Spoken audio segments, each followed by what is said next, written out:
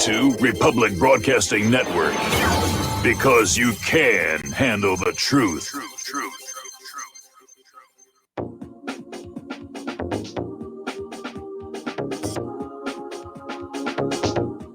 What really happened with your host, Mike Rivero. You're listening to the Republic Broadcasting Network, where you'll find out what the Fukushima's going on. And aloha, America. Aloha from the Hoosier State. And I know that's confusing to a lot of you, but it's equally confusing to me as well. Anyway, welcome to our show. It's Tuesday, September 10th, 2019. And we've got a lot of stuff to talk about today. The phone lines are open, 800-313-9443. Mike is in our control room, ready to answer the phone, put you on the air with your comments, questions, and observations. And obviously, the big news right now, Trump has fired National Security Advisor John Bolton. And John Bolton has come on out and said, Trump didn't fire me. I quit. I resigned. This was all my idea. And they're going back and forth in the media, and it's kind of interesting to watch the infight. And I understand Bolton doesn't want to have to say that he got fired, during his career. And the tradition in Washington politics is nobody ever gets fired. They're offered the opportunity to resign. But Trump apparently did his "you're fired," and he tweeted out that the reason was that he disagreed with a lot of John Bolton's recommendations, as did many others in the administration. Bolton is out there saying that, this was all his idea. I tend to think that Trump did fire him. And the reason for that is that Trump, I think, had to realize that Bolton, working with Pompeo, basically torpedoed his efforts to end the war in Afghanistan and didn't really appreciate that. I don't think Bolton was ready to resign. His goal is to get this country into more wars, ultimately leading to war with Iran, and he's not there yet. So his job wasn't finished. So I do think Bolton was fired, and good for Trump for doing it, because Bolton was one of the really big problems. Clearly, Trump did want to try and find some kind of a situation where he was going to work out some kind of a peace with Afghanistan, with the Taliban. And it just got torpedoed by Bolton and Pompeo. And Bolton has been undermining Trump all along. So long overdue, but good riddance to bad rubbish. And by the way, Bolton's past reputation is that he is very hard to get along with. That, there's Bolton's way and the highway, and that he's just not receptive to other opinions around him here. Okay, so it is September 10th. Tomorrow is September 11th, the 18th anniversary of the 9/11 attacks here. And we're starting to see a lot of articles come on out about it. I put some of mine up at whatreallyhappened.com. And basically,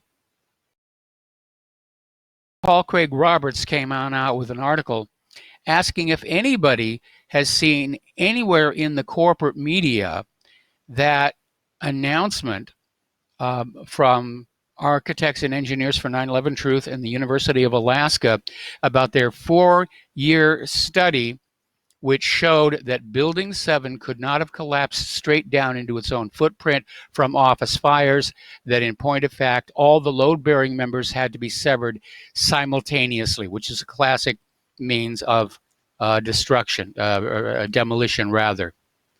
So anyway, so Paul Craig Roberts is out there basically, and he's put the challenge out there. Has anybody seen this anywhere? And of course, the answer is no. They don't want you to know that. They don't want you to know that the entire fiction of Building 7 coming down from office fires was just that, a fiction. But we know the government lied. We didn't need this University of Alaska study to know that. Anybody who worked in demolition knew all the load-bearing members had to be severed at the same time for that building to come down. Same thing also applies to the World Trade Towers themselves. But the University of Alaska sort of lends a little academic credibility to it. Alrighty, getting on back to the Bahamas. Yesterday we were talking about how the Bahamian government has an official death total of 44, and people think they were suppressing it because witnesses were saying they'd seen hundreds dead and that they could smell the death all over. And apparently the media in the Bahamas is now reporting that more than 3,000 are feared dead on Abaco Island alone. And I understand why the Bahamas government would go with a lowball number. They want to get tourism back as quickly as they can. But again, we caught them in a lie here. Now, over in Baltimore, they found a van packed with 1,000 gallons of gas ahead of Trump's visit to Baltimore, near where the GOP is having their sort of little getaway retreat strategy session. And then they found a second suspicious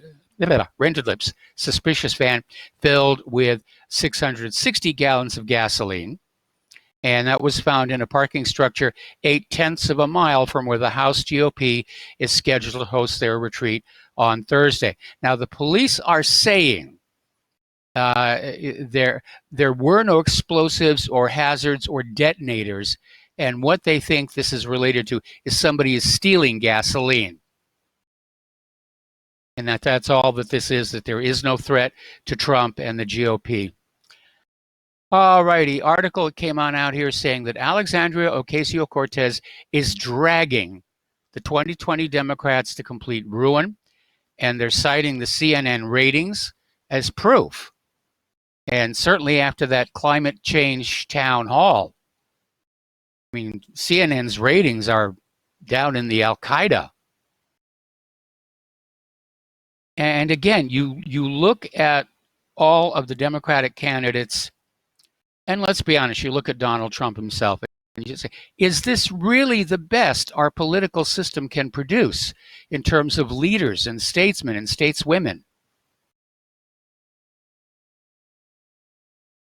Anyway, now a short time ago, the city of San Francisco basically voted to label the National Rifle Association a domestic terrorist organization, which that's defamatory to say it, the very, very least. The NRA is now suing San Francisco, and basically they're suing on First Amendment grounds, saying that elected officials, freedom of speech means you cannot silence or punish those with whom you disagree. And that's absolutely what freedom of speech is supposed to mean. That you have a right to say what's on your mind, and I have a right to say what's on my mind. And if we disagree, we disagree. And we have a civil, polite, rational discussion of the issues. Tom and Dustin. Now, over at One American News Network, they're suing MSNBC's Rachel Maddow for $10 million. And they're suing for defamation.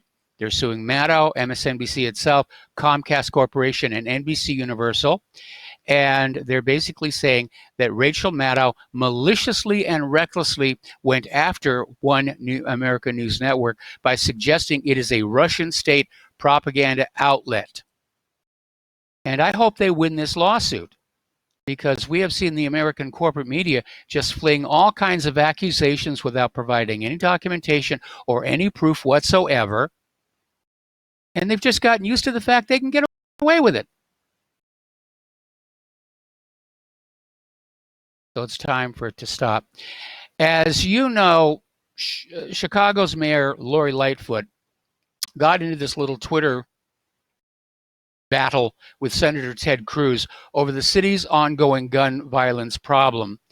And yesterday, she published an op-ed in the Washington Post saying that Republicans are responsible for the city's violence because they're pro-gun Republicans like Ted Cruz, and that everything would be solved if there were just stricter gun control measures. Well, Chicago has some of the strictest gun control in the country. And the problem is that the guns that are being used to commit all the violence and murders are being bought from the gangs. They're being smuggled over the border, and gun control is not going to stop them. They haven't been able to stop the flow of drugs across the border. They can't stop the flow of illegal immigrants across the border. They're not going to be able to stop the flow of guns across the border. It's just a complete failure. All right. Now, a while back, in 2017, in fact, there was an attack on Senator Rand Paul. He was mowing his lawn, and the guy who lived next door to him, Rene Bosher, just attacked him without warning. Unprovoked attack, broke a couple of ribs, actually 6 ribs, damaged one of his lungs. Now, despite the nature of the attack and the fact that Paul is a sitting member of Congress, Bosher was sentenced in June of 2018 to just 30 days in prison and fined $10,000. He could have faced up to 10 years in prison. Prosecutors recommended 21 to 27 months because Bosher pled guilty. But prosecutors later appealed the ruling, saying that 30 days was substantially unreasonable, and yesterday the Sixth Circuit Court of Appeals agreed, and so he is now going to be resentenced and probably sent back to the Hooskow.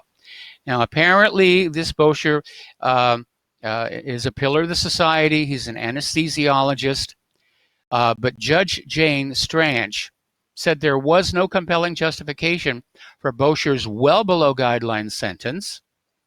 In fact, she said the district court judge heavily favored Bosher's background, despite the nature of his crime and the extent of Paul's injury, resulting in this unreasonable sentence.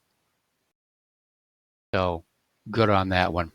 And the Palins are back in the news again.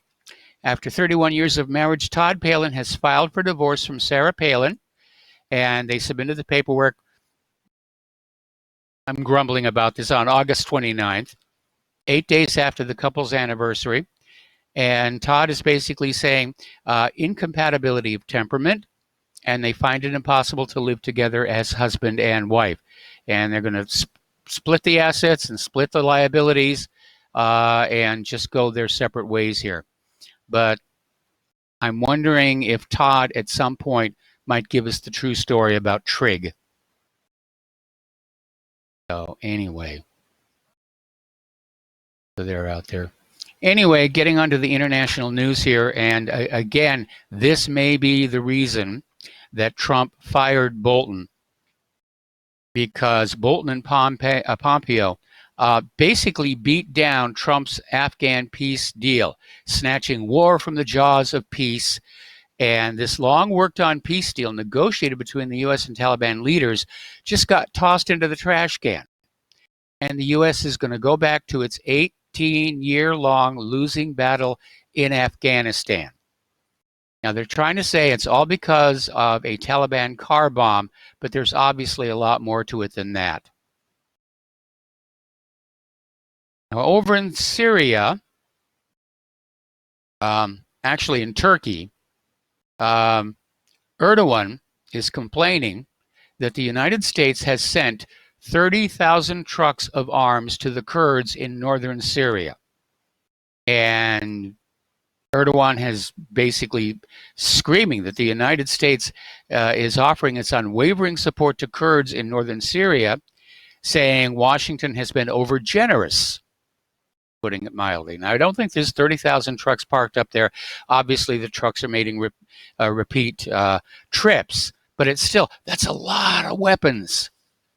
That's a lot of weapons.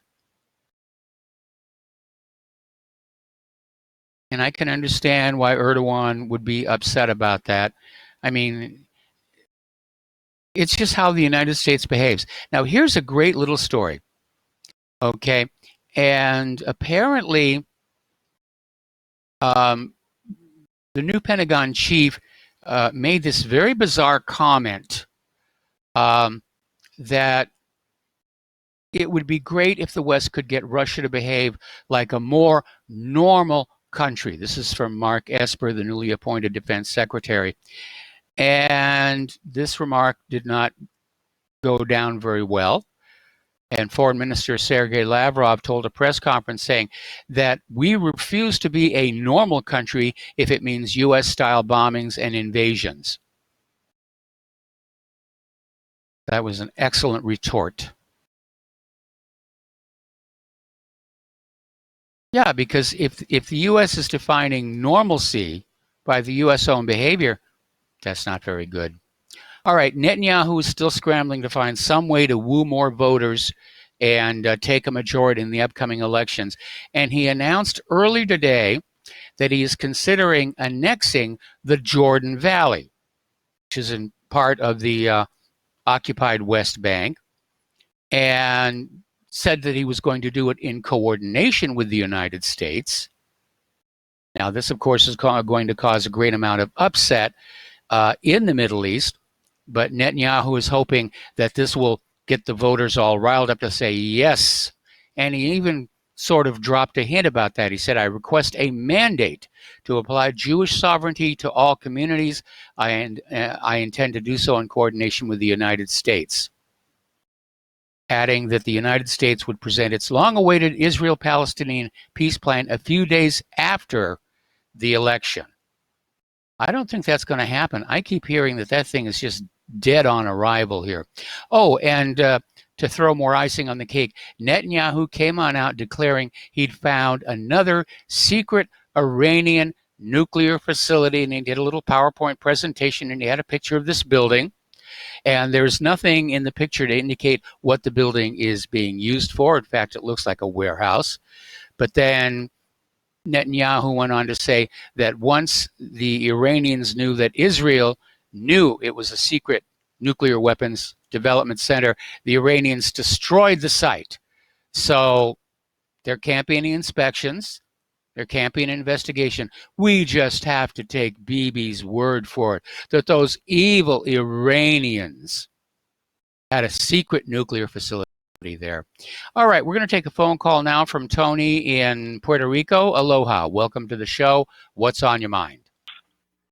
Yeah, hi, Mike. I don't know. I'm worried for Donald Trump, President Trump. He fired John Bolton.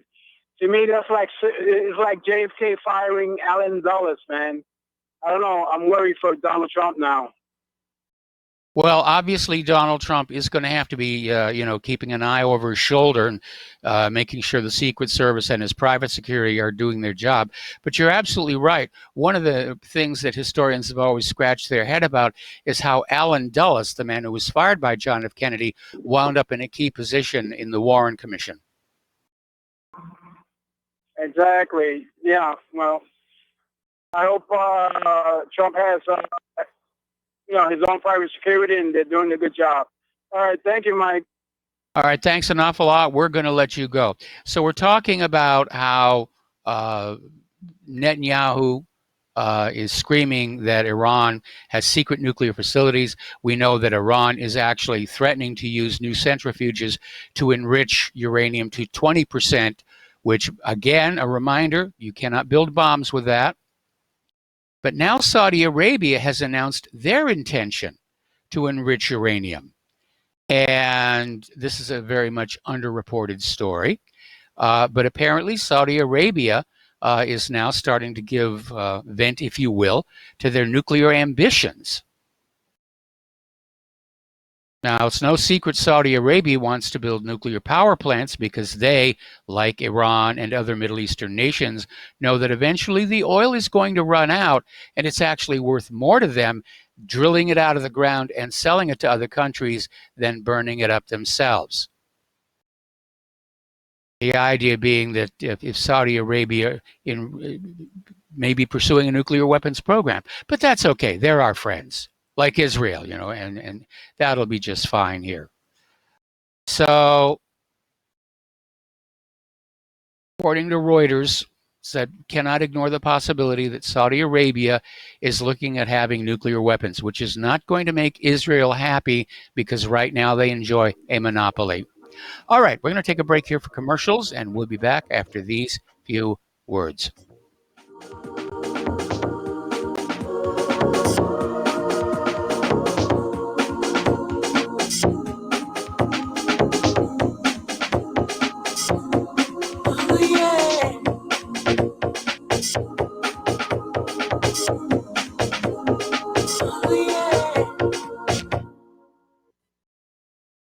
Republic Broadcasting Network depends on listener support of our advertisers and of our sponsors. We'd like to especially thank all of you who have taken advantage of our fundraiser with FrontSight Bonus. Those who are now FrontSight members, please train as soon as possible for your sake and for that of our nation. And please consider sharing your training and what you've learned when you arrive home. Republic Broadcasting Network has to stop promoting this fundraiser on air and on the website in just a few days. Dr. Ignatius Piazza, president of FrontSight, made a gracious exception to his no media rule for us at Republic Broadcasting Network. Thank you, Dr. Piazza. And once you've been to FrontSight, feel free to call your favorite host and share your experience on the air. We can continue this fundraiser without media help, but it'll be totally up to the listeners to spread the information. Please call Dan Sutterfield in Missouri at 573-465-2356, 573-465-2356. That's 573-465-2356. Folks, we're living in a world the likes of which we've never perceived any clearer than we do now. The plan for global governance has been in the works for generations and would have likely been achieved by now, but for the fact that the globalists left open their Achilles heel. With all their tools, Federal Reserve System, fiat currency, no child left behind, and then Common Core education introduced to our schools to dumb us down, vaccines, pharmaceuticals to lobotomize us, GMO foods, insertion of compromised or bought and paid for politicians, judges, mainstream media propaganda, all pieced together like a puzzle designed to ultimately bring the world under submission. But with all their strategy, they forgot one thing: knowledge. And knowledge is power. With knowledge, their bombardment is nullified. Folks, with that, as brilliant and knowledgeable as you've become, among the wisest audience of any radio audience in the world, and you are, I want you to take a moment to reflect and ask yourself, how much of that knowledge did I obtain from Republic Broadcasting Network? How high has my consciousness been raised since I've been a listener? How fast am I now able to discriminate truth from fake news by being a Republic Broadcasting listener? How clear am I now able to see the world since I've been listening to RBN? Ask yourselves those questions, folks. Then ask yourself, what is that knowledge worth to me? Like my morning coffee, how would I survive without it? A voice of truth in a sea of lies. Do we not all need to make sure it survives? Like public broadcasting, we are now finding we can only survive with listener support. Censorship, advertisers being attacked, truth itself being attacked. It's the only way through this. We at Republic Broadcasting humbly ask you to become a supporter. Look at your budget and make a determination of what Republic Broadcasting is worth to you and what you can afford on a monthly basis. Go to republicbroadcasting.org and pledge 20, 30, 40, 50, if possible, 100 a month or more if it's affordable. Click the donate button and become a regular monthly donor. Assure both us and yourself that Republic Broadcasting truth will continue to flow like that morning coffee. The network thanks you. Well, they're stealing down on Wall Street and in Washington, too. You know, it makes me wonder, what's a guy on Main Street to do? I've always tried to be an honest, upstanding kind of guy. But I must admit lately, I thought about giving something else a try. Oh, I want to be a pirate. I want to sail the seven seas. Yeah, I want to be a pirate. And aloha, America. Welcome back to our show here. And once again, our heartfelt thanks to everybody who has supported RBN and continues to support RBN, because without you, we will not be here. It is that simple. So again, thank you very much for that. All righty, we're talking about events going on over in Israel. This one bothers me, and I think it's probably going to bother a lot of other people. But apparently on September 25th, the 5,780th anniversary of the day on which Jewish tradition holds the world was created, the Sanhedrin is holding a conference for the emerging organization of 70 nations. These are nations that are coming together to support Israel in whatever it is Israel is wanting to do. The uncomfortable part is the conference will culminate in an animal sacrifice made by representatives of the nations on the Mount of Olives, in which they will renew the covenant made by Noah on leaving the ark. And I'm waiting to see what the animal rights activists have to say about that one. All right, Russia has been developing some really, really cool weapons lately, is working on a new missile called the Alabuga. Yeah, that's it. And it's apparently a new missile that can deactivate all enemy weapons without actually exploding. It is a super jammer. And apparently, the reports are this will be able to completely neutralize enemy weapon systems without even opening fire at its forces. And basically, the weapon produces an EMP field, a very strong radioelectric impact, the power of which is comparable to the power of a nuclear explosion. Now, I notice they say radioelectric impact. So it may be something a little bit different than the EMP with which we're familiar with coming from the nuclear explosions here. Over in Hong Kong, the protests are now in their 15th week, and tourism has plunged 40%. This is the worst drop in tourism to Hong Kong since the 2003 SARS outbreak. And yeah, tourism is very important to a lot of places. Certainly was to Hawaii here.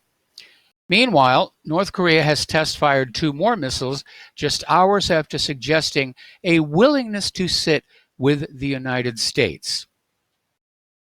So North Korea said it was willing to resume denuclearization talks with the United States, and South Korea's Yonhap News reports that North Korea fired unidentified missiles toward the Eastern Sea twice. Missiles were launched from the western province of South Pyongyang, and the military is monitoring the situation in case of additional launches and maintaining a readiness posture. Well, North Korea doesn't need to have nuclear weapons if those missiles are in fact intended for defensive purposes. And let's be honest, North Korea has technically been in a state of war with the South and the United States for 60 years? It's going to be hard to get some trust going on that one. Finally, there was this interesting article over at Ethan Allen's website, basically saying that unused militaries tend to deteriorate. And it says, the U.S. naval fleet has not been in a war since 1945, the Air Forces since 1975, nor the Army in a hard fight since Vietnam. And so as a result, officers are doing what makes their jobs easy, what they must do to get through the day, and other reasonable, they write their fitness reports, and they're not pointing out the inadequacies of training. They're not pointing out the problems with equipment and the shortfalls of maintenance, because that all takes away money from developing new weapons.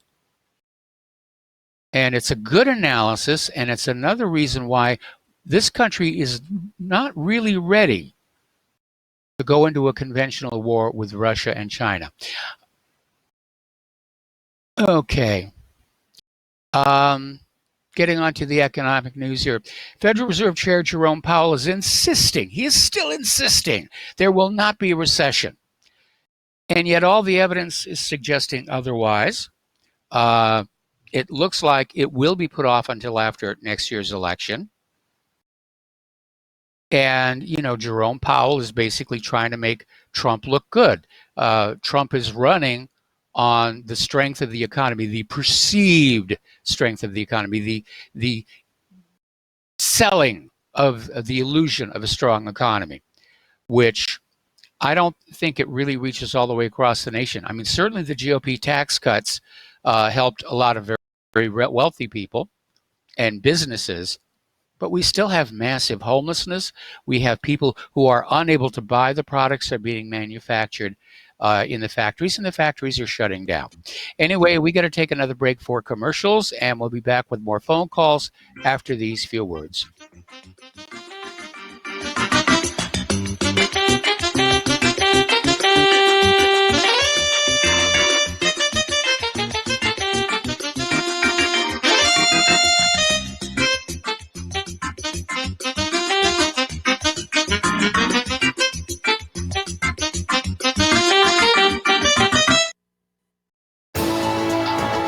You are tuned in to the Republic Broadcasting Network. Visit our website by going to republicbroadcasting.org.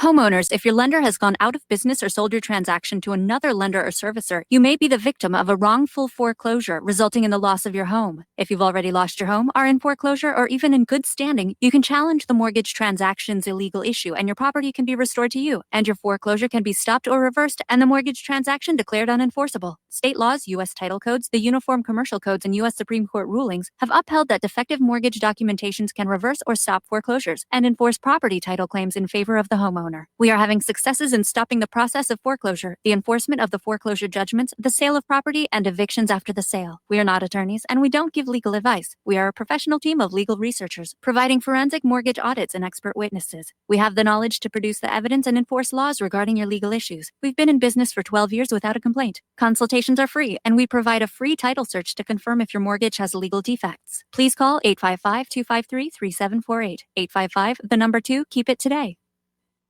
Tired of being lied to by mass media? It's growing more and more apparent today that news is received less and less through standard media outlets. Even with a growing audience every day, RBN is beginning to direct more efforts into social media. Social media and the use of the internet is fast becoming the primary source of people for news, regardless of demographic. RBN has set out to provide some of the best news on the internet through republicbroadcasting.org, and also has begun to use the tools to our advantage by way of social media. Republic Broadcasting is now operating a Facebook page to function as yet another avenue to have our collective voice reach new audiences across not only America, but across the globe as well. The Facebook page features not only news, but also an RBN player to listen to our broadcasts. Get involved by visiting facebook.com/Republic Broadcasting and liking our page and share it with your friends and family, because you can handle the truth. Without the right accessories, any guy can be off the mark. Whether you've invested thousands in your arsenal or you own a single trusted firearm, a visit to AROutfitting.com is in order. It's one of the finest online selections of tactical optics and AR parts and add-ons, like EOTech, quick target acquisition with no peripheral loss. Browse the full range of Nikon scopes and binoculars. AROutfitting.com can illuminate your world with Streamlight gun-mounted lights from keychain to large handhelds, up to 1,100 lumens. Find some stability with Battenfield tactical bipods. AROutfitting.com has CMMG gun parts, barrels, assemblies, handguards, part kits, and more. Plus mag-full clips and magazines. I know I've got you excited, so take a breath. Head to AROutfitting.com. The site's super easy to navigate and features a ton of technical info, including links to manuals. We also welcome vendor and manufacturer inquiries. Remember, if you don't see it, we can get it at AROutfitting.com.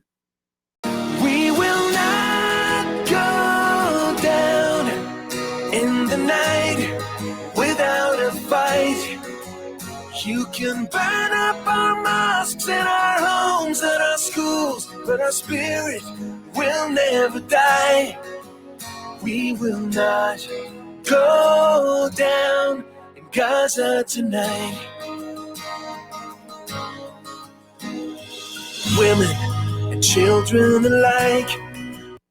And aloha, America. Welcome back to our show here. We're going to take some phone calls, starting with Joe in Tennessee. Aloha, Joe. Welcome to the show. What's on your mind? Well, I just wanted to comment quickly about one thing about that Hurricane Dorian. And you can tell right after watching some drone footage, there'd be thousands of people dead. I mean, it was just like a tornado just went through there, a huge one. And I remember the prime minister right before it hit saying, "God help you." And that wasn't a good sign. And I was thinking, well, why don't they it didn't seem like there was any big, relocation effort going on. They just kind of hunkered down, and that was just too big of a storm.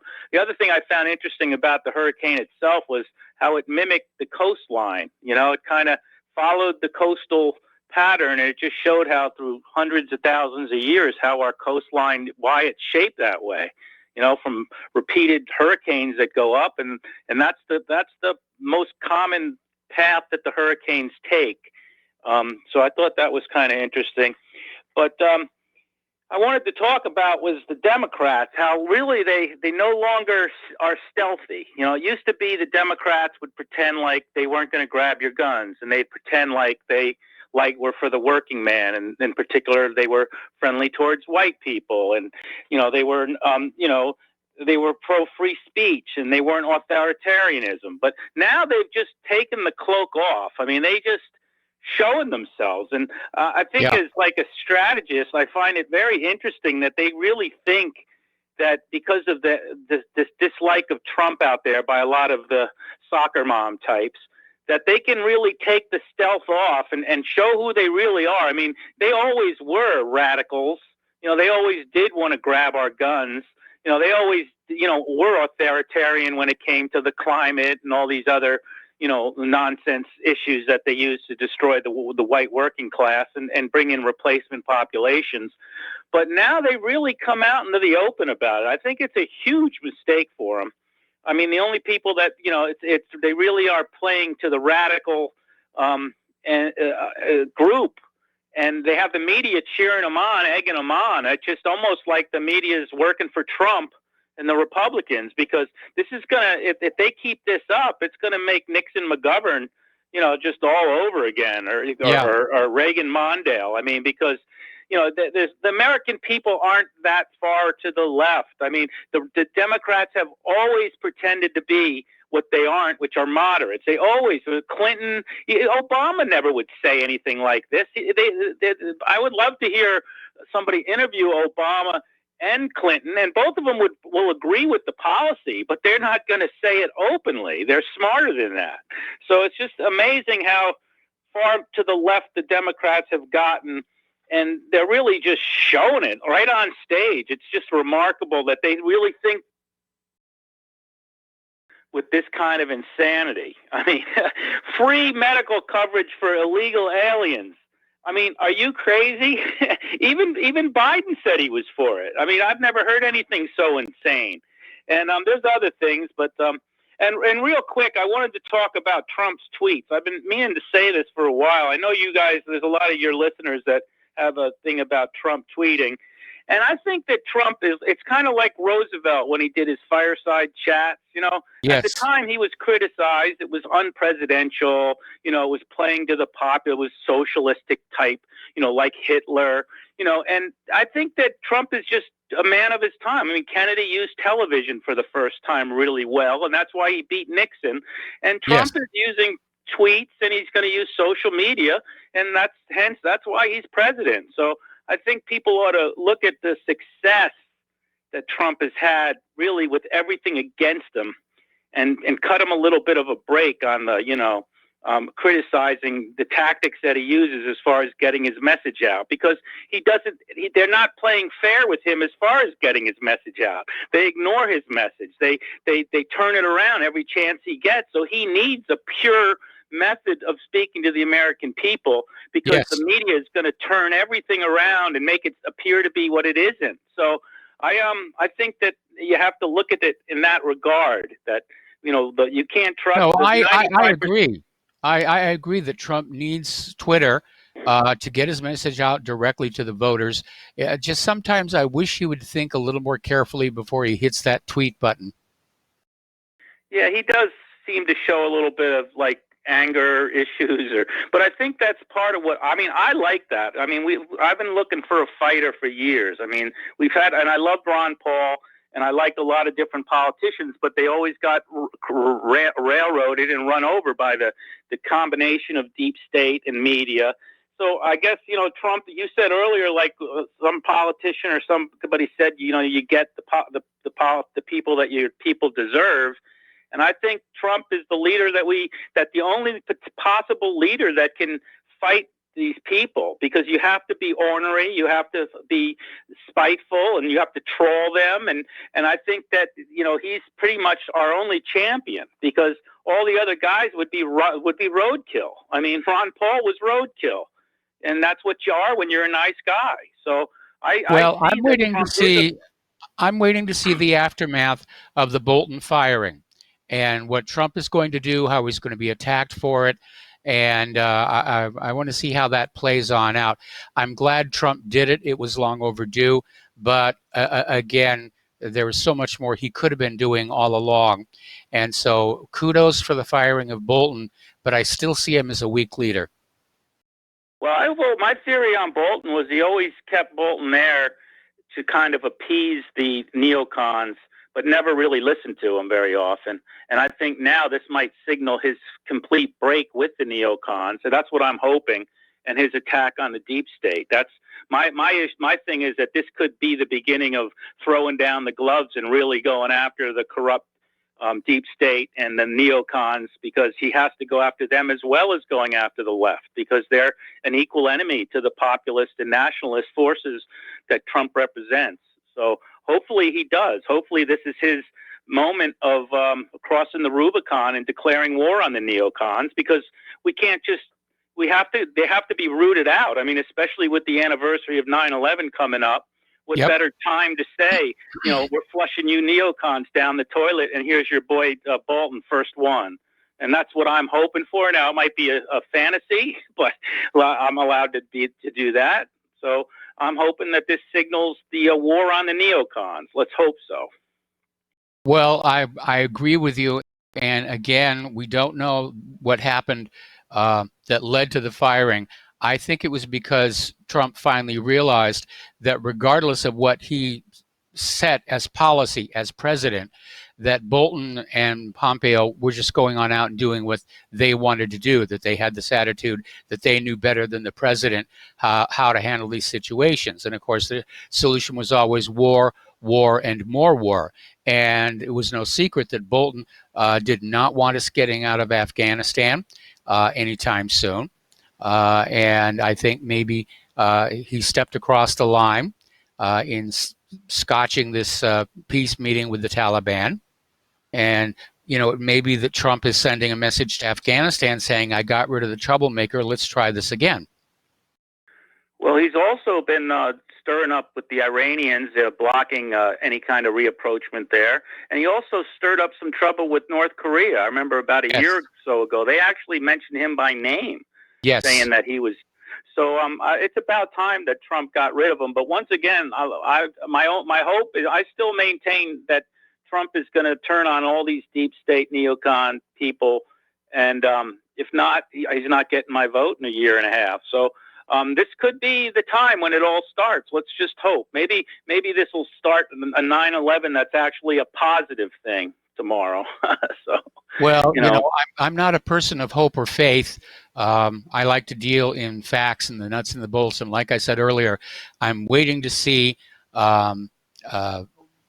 what the reaction is going to be to the firing of Bolton, and if there's going to be a follow-up, because if Trump is really serious about regaining control of the foreign policy apparatus, then he's going to have to replace Mike Pompeo, and he may even have to replace Jared Kushner.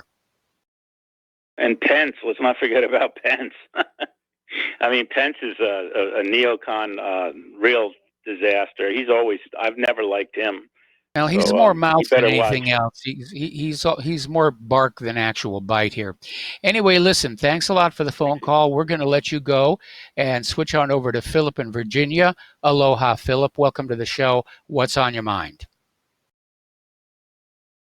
Yeah, I agree with you that it would be a great thing if he got rid of Pompeo as well.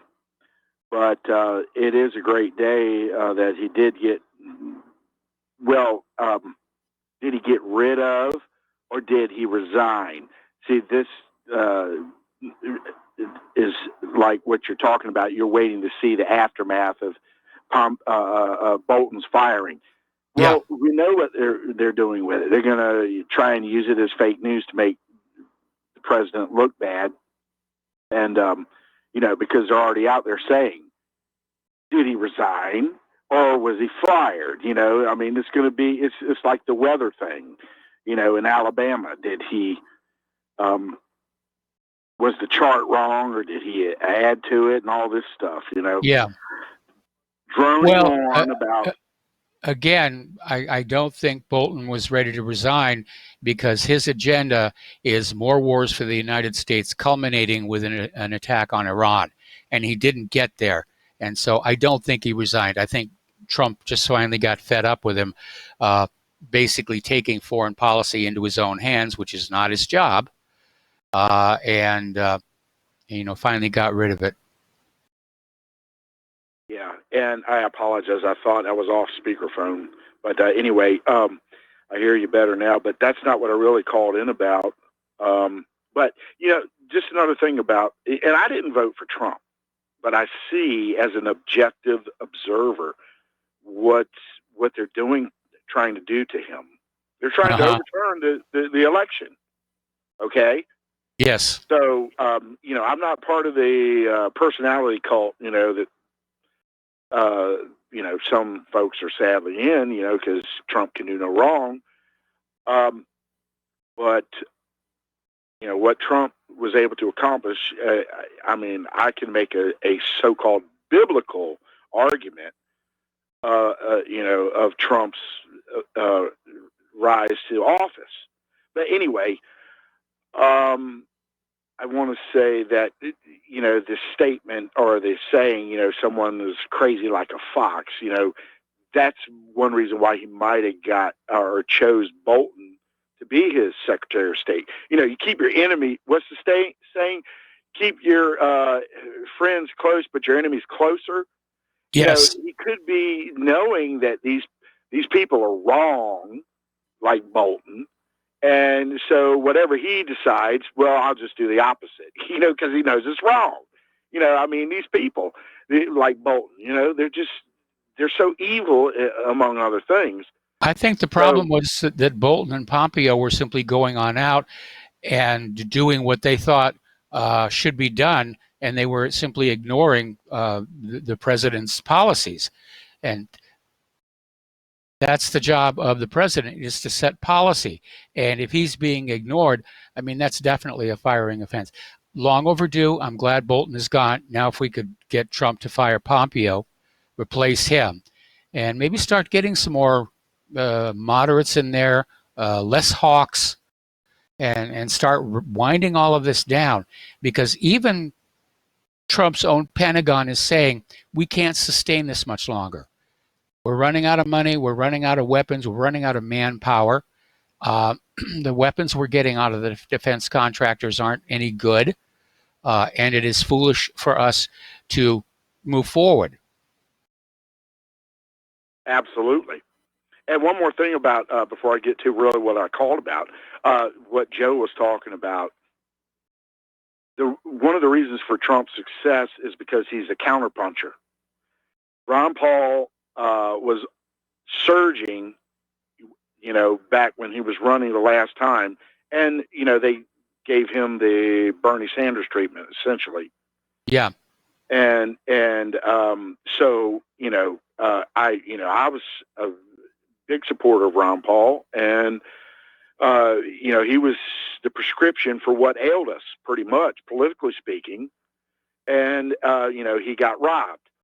So along comes Trump, completely, what they say, non-orthodox, all this and all that. And that's why, one of the reasons why he's succeeding, because he's not PC. He's not politically correct. He's not the traditional, politician. And, people want somebody like that that's going to tell it like it is and stand up and fight back against the lies that are spoken about him. Yes.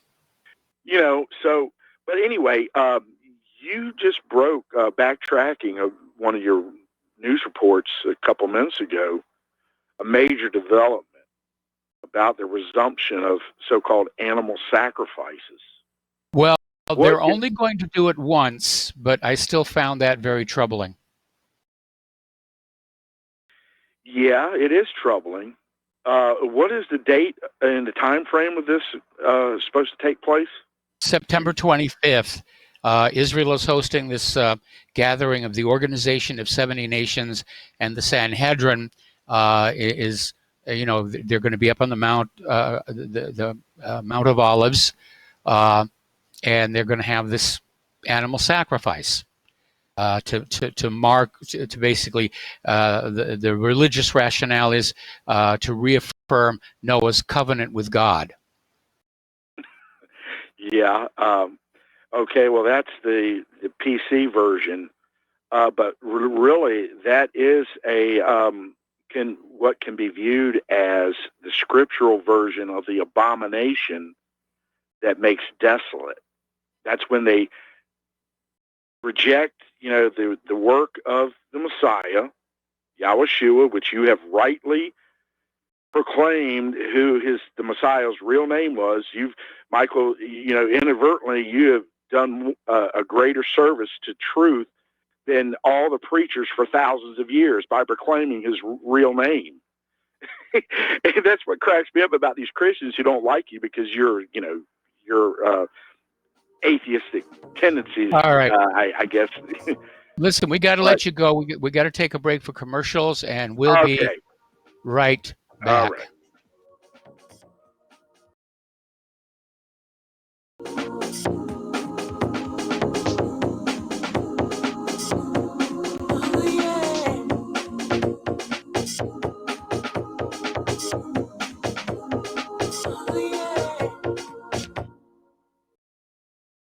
Homeowners, are you in foreclosure, expecting to be served with a foreclosure lawsuit, or suspect your lender has coerced you into an illegal mortgage transaction?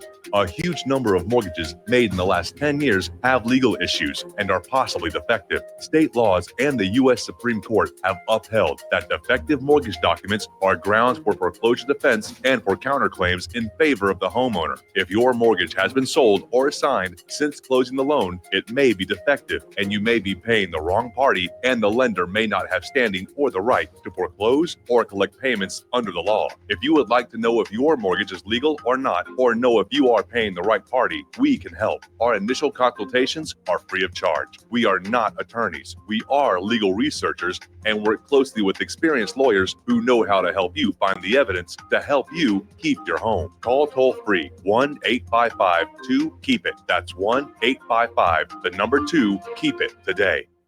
It's happening, ladies and gentlemen. We here at RBN are working with Front Sight Firearms Training Institute to bring our audience the best in combat, tactical, and defensive firearms training. Whether you're a private citizen who is new to firearms or you have a concealed weapon permit and want a level of training that surpasses what you've received from your local gun range, Front Sight provides priceless education and skills taught by seasoned law enforcement, military, and private citizen instructors to levels that far exceed law enforcement and military standard. With nearly 1 million responsible citizens trained from every town, city, and state from across the United States, Front Sight has bolstered the Patriot movement to a whole new level. Contact Dan Sutterfield by phone at 573-762-2356 or 573-465-2356 or shoot him an email at domedan, DOMEDAN at hotmail.com. This is a limited time opportunity. Don't miss it.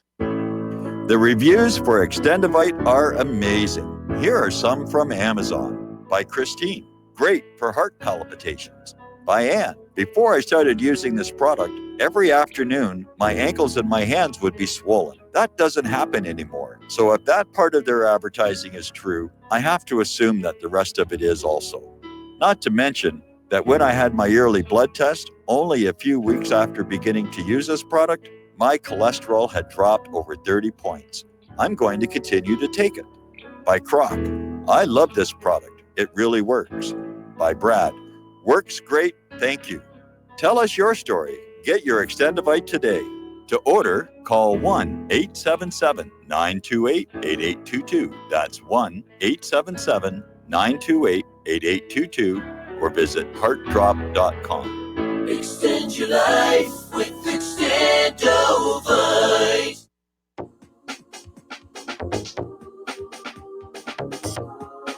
What really happened with your host, Mike Rivero. Join Mike on the air. Call toll-free 800-313-9443. 800-313-9443. And aloha, America. Welcome back to the show. We're going to go back to the phones here to Paulus in Wyoming. Aloha. Welcome to the show. What's on your mind? Hello, Michael. I was going to pick up where I left off. If you remember, we spoke about Walter Russell. Yes. And I was just indicating how helpful it was to me in understanding myself better and the world around me, including the politics and economics. And I wanted again to encourage you and your listeners to read Russell's, especially his home study course, which is his most comprehensive work. And I wanted to ask you to give him a little bit of slack on the science piece. You may not know, but Nikola Tesla was very good friends with Walter Russell and told him that his knowledge was 1,000 years ahead of contemporary scientific thinking. And I think I mentioned last time that Russell. Yes, You did mention all of this, and I did take a look at it. And I'm not one to cut, a lot of slack on the science for anybody. And to be very honest, Russell's writings come across almost like some of the stuff from L. Ron Hubbard in the Church of Scientology. And I've got to be very honest, that's what it feels like to me. So anyway, thank you very much for the phone call. And we're going to switch over to Jim in New York. Aloha, Jim. Welcome to the show. What's on your mind? Hi, Mike. Yeah, I want to refer to what you mentioned before about this animal sacrifice on the Mount of Olives on September 25th. Yeah. Now, a few things in background. This Sanhedrin, they have actually their own website. It's called the Reconstituted Sanhedrin. It's a very extensive website with a lot of position papers and plans and a list of the rabbis and the credentials, etc. I'm not going to go one way or the other on that. It's very interesting. And the same thing regarding this thing on the Mount of Olives. Now, the thing is that Jews are forbidden to offer any sacrifices without a temple outside of the Temple Mount area, which, of course, today is impossible at this time. Non-Jews could do that, what they're doing. I don't think it's the right idea. I think it could be, even though it's possibly illegal according to Jewish law, I think it's jumping the gun. I agree. And it's bad optics. It's bad, yeah.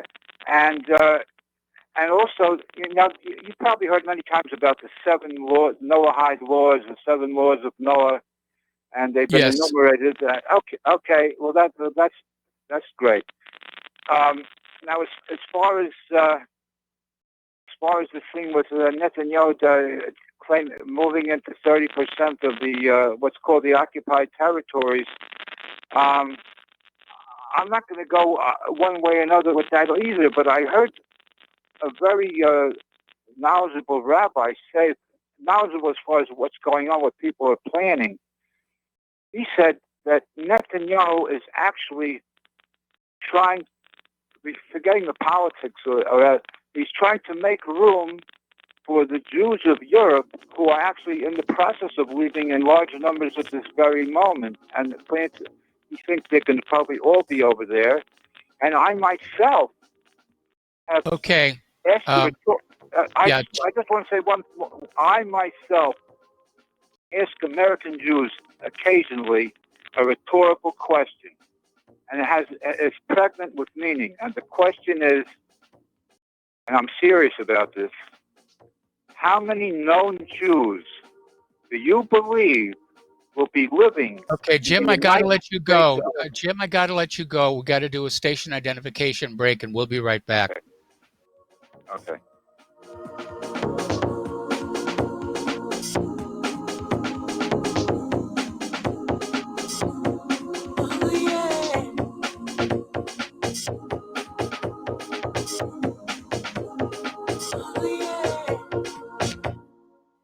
Corporate media dominates the American opinion. Finding independent voices that counter this avalanche is becoming increasingly difficult. With the endless corruption running rampant throughout our government, independent voices are needed more than ever to battle the offensive against our freedoms and liberties. As a listener of RBN, no one understands this concept better than you. Now it's up to you to do your part. The time has come for you to take action and begin broadcasting the truth to hundreds or thousands of people every month. Sound impossible? Quite the contrary. With pointed slogans from LibertyStickers.com, you can reach countless sleeping Americans unaware that they live in a real-life wonderland. LibertyStickers.com has a huge inventory of political bumper stickers and messages that reflect the truth about our government, our politicians, and the future of America. With so many in stock, there's one perfect for you. Visit us today at LibertyStickers.com. Again, that's LibertyStickers.com. Do your part. Your voice is important. Let it be heard. This is RBN, the Republic Broadcasting Network.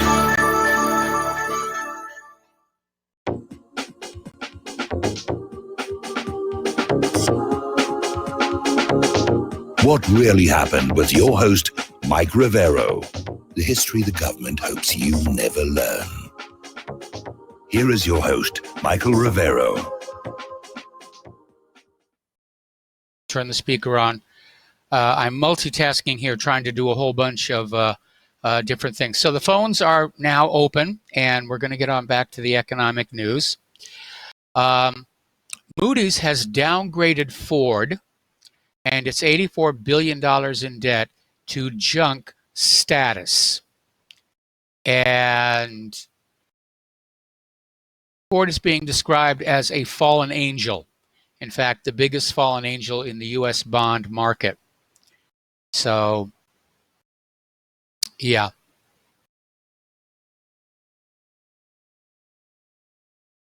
Not good at all. All right. Apparently, while Elon Musk has been busy trying to write off Porsche's Taycan, and apparently falsely claiming he has time booked for the Model S at the Nürburgring last week. Okay, hang on a second. I have to take care of a crisis. I'm sorry.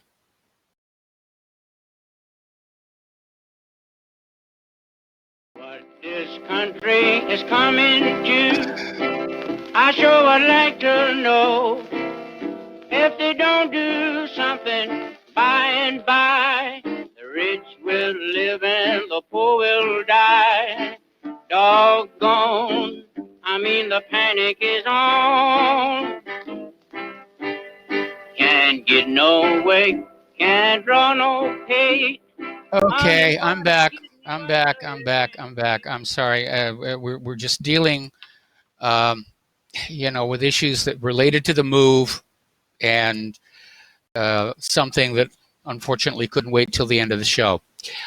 All righty, let's go ahead and take a phone call. Mike in Brazil, aloha. Welcome to the show. What's on your mind? Oh, hi, Mike. How you doing? Well, I'm a little frazzled right now, but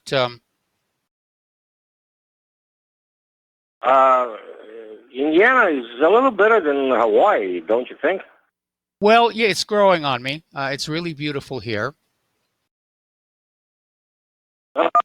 Okay, Mike. No, the reason I called, it's John Bolton. Boy, am I glad that Donald Trump finally fired the mustache.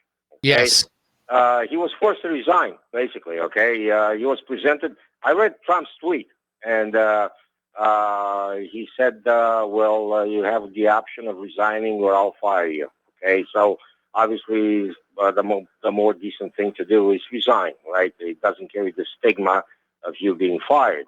So yeah, but being forced to resign really amounts to the same thing.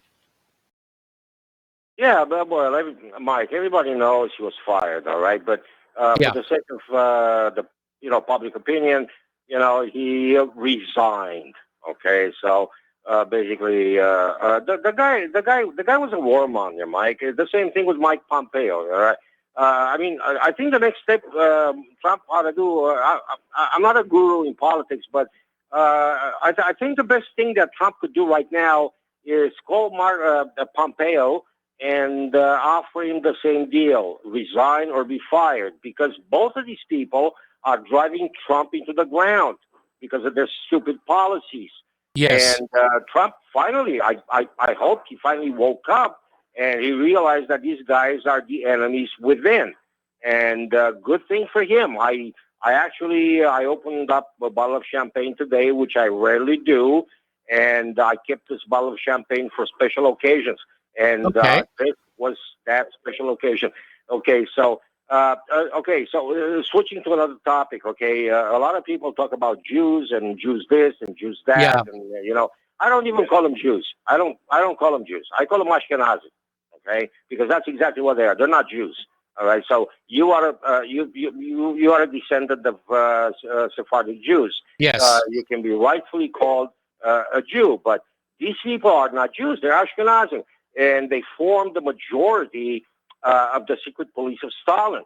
Okay, all of them, Lavrenti Beria, Kaganovich, Mikhail Kaganovich, in the, they had a few others. All of them, they were Ashkenazi Jews. They hated Christians, and they literally massacred them. And I can tell you that as a descendant of an Eastern European, okay, my father and my mother were from Eastern Europe, and they suffered a lot at the hands of these butchers. And Mike, I tell you something, okay, I don't want to paint anybody with a white brush, like you say, but I tell you what, these people did a great damage to their country, which I'm not going to mention here for the sake of privacy, but they did a lot of damage. This is the reason why they're so hated. Everywhere they went, they try to subvert the government. They try to bribe every political official, in government. And this is why the resentment against them is so strong. Not because they worship Jehovah or whoever, okay? It's because of their practice that now, I want to see PETA, that organization about the animal rights. I want to see what are they going to say about Jews sacrificing animals for the sake of a dubious religious ritual. Okay, and I'm sure they're going to sacrifice a goat or something similar to that. And I want to see PETA. Actually, I sent them an email and I asked them, "Are you aware of the fact that in Israel, they're ready to sacrifice an animal for the sake of religious beliefs?" And I myself, I hate religion. Religion is brainwashing. Basically, my wife is highly religious, but unlike me, I don't buy into that story with Jesus being resurrected and Jesus curing the sick. I don't buy any of that stuff. That's mythology. That's Christian mythology, just like the Greek mythology, the Roman mythology. So basically, what I wanted to say is that I'm so happy that finally Trump got on his feet and fired the mustache. Okay? Yes. That guy was a Trojan horse in the White House because basically all the decisions he took up to this point in time were due to this guy advising him. Okay? And he nearly ruined the country because of his idiotic policies. Because his interest is defending Israel. His motives are not American-centric. They're Israeli-centric. So whatever is good for Israel goes. What is good for the United States doesn't. So basically, Mike, this is all I have to say, okay? So I'm not going to take up much more of your time. So listen, have a good show, and I'm happy you're back in Indiana, and I hope you enjoy your stay there, and I hope you'll never have to move again, because I know how difficult that is. I moved twice. I moved from Los Angeles to New York, and from New York to Brazil, then from Brazil to Argentina, and then from Argentina back to Brazil. So I hear, brother. I know the hardship. So good luck to you, and send my greetings to Lady Claire, and I'll talk to you some other time. All right. Thanks an awful lot, Mike. We're going to let you go here, and the Lady Claire says hello back. And getting on back to the economic news, apparently Ed McCabe of TLF Capital has put a 0 price target on Tesla, according to Business Insider. And for him, the newly released estimates of Tesla's August delivery numbers, published by Inside EVs last week, show that organic demand is extremely weak. Well, that's partly because of some of the bad stories we've been hearing about Tesla. It's partly because of the fact that people just, in general, aren't buying cars, whether they're electric or not.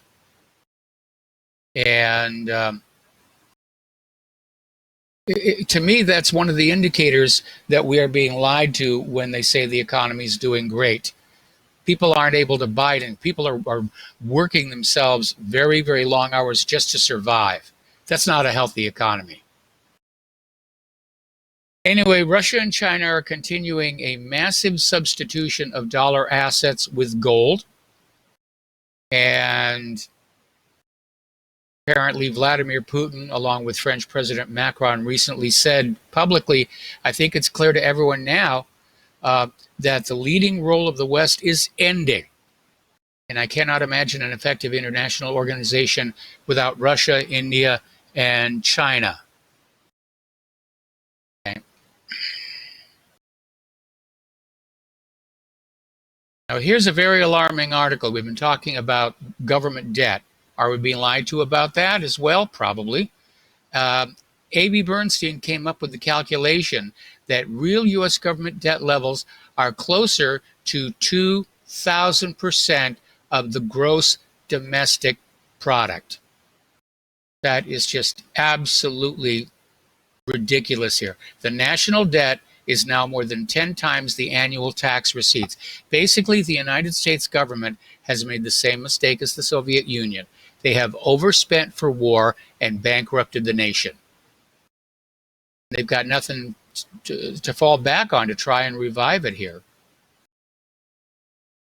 Getting over to Great Britain, the Parliament has voted down Boris Johnson's second motion to force snap UK elections. And it's getting rancorous over there. Apparently, there was a little bit of a scuffle in the halls of Parliament. And apparently, there was this moment where this Tory member of Parliament just tears apart the House verbally for letting Britain down by blocking Brexit. And he says the big problem is you're getting this attitude with the Remainers that they know what's best and the voters should be ignored. Well, I think the voters are very unhappy that they are being ignored because otherwise, why have an election? Now, Laura Kunzberg is saying Boris can still deliver an October 31st exit. Doesn't say exactly how he could do it, but he's saying it's too soon to give up and too soon for Boris to talk about, having to step down as prime minister. Okay.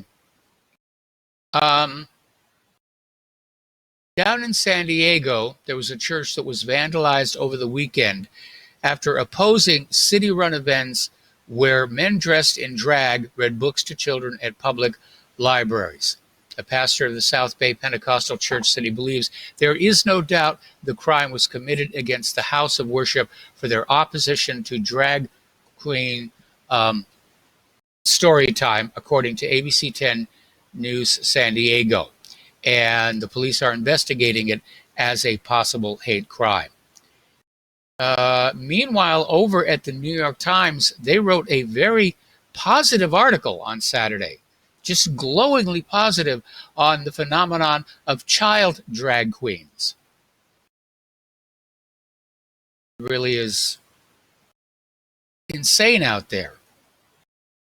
I mean, I have the same feeling about the child drag queens as I do about the child beauty queens. Remember JonBenet Ramsey?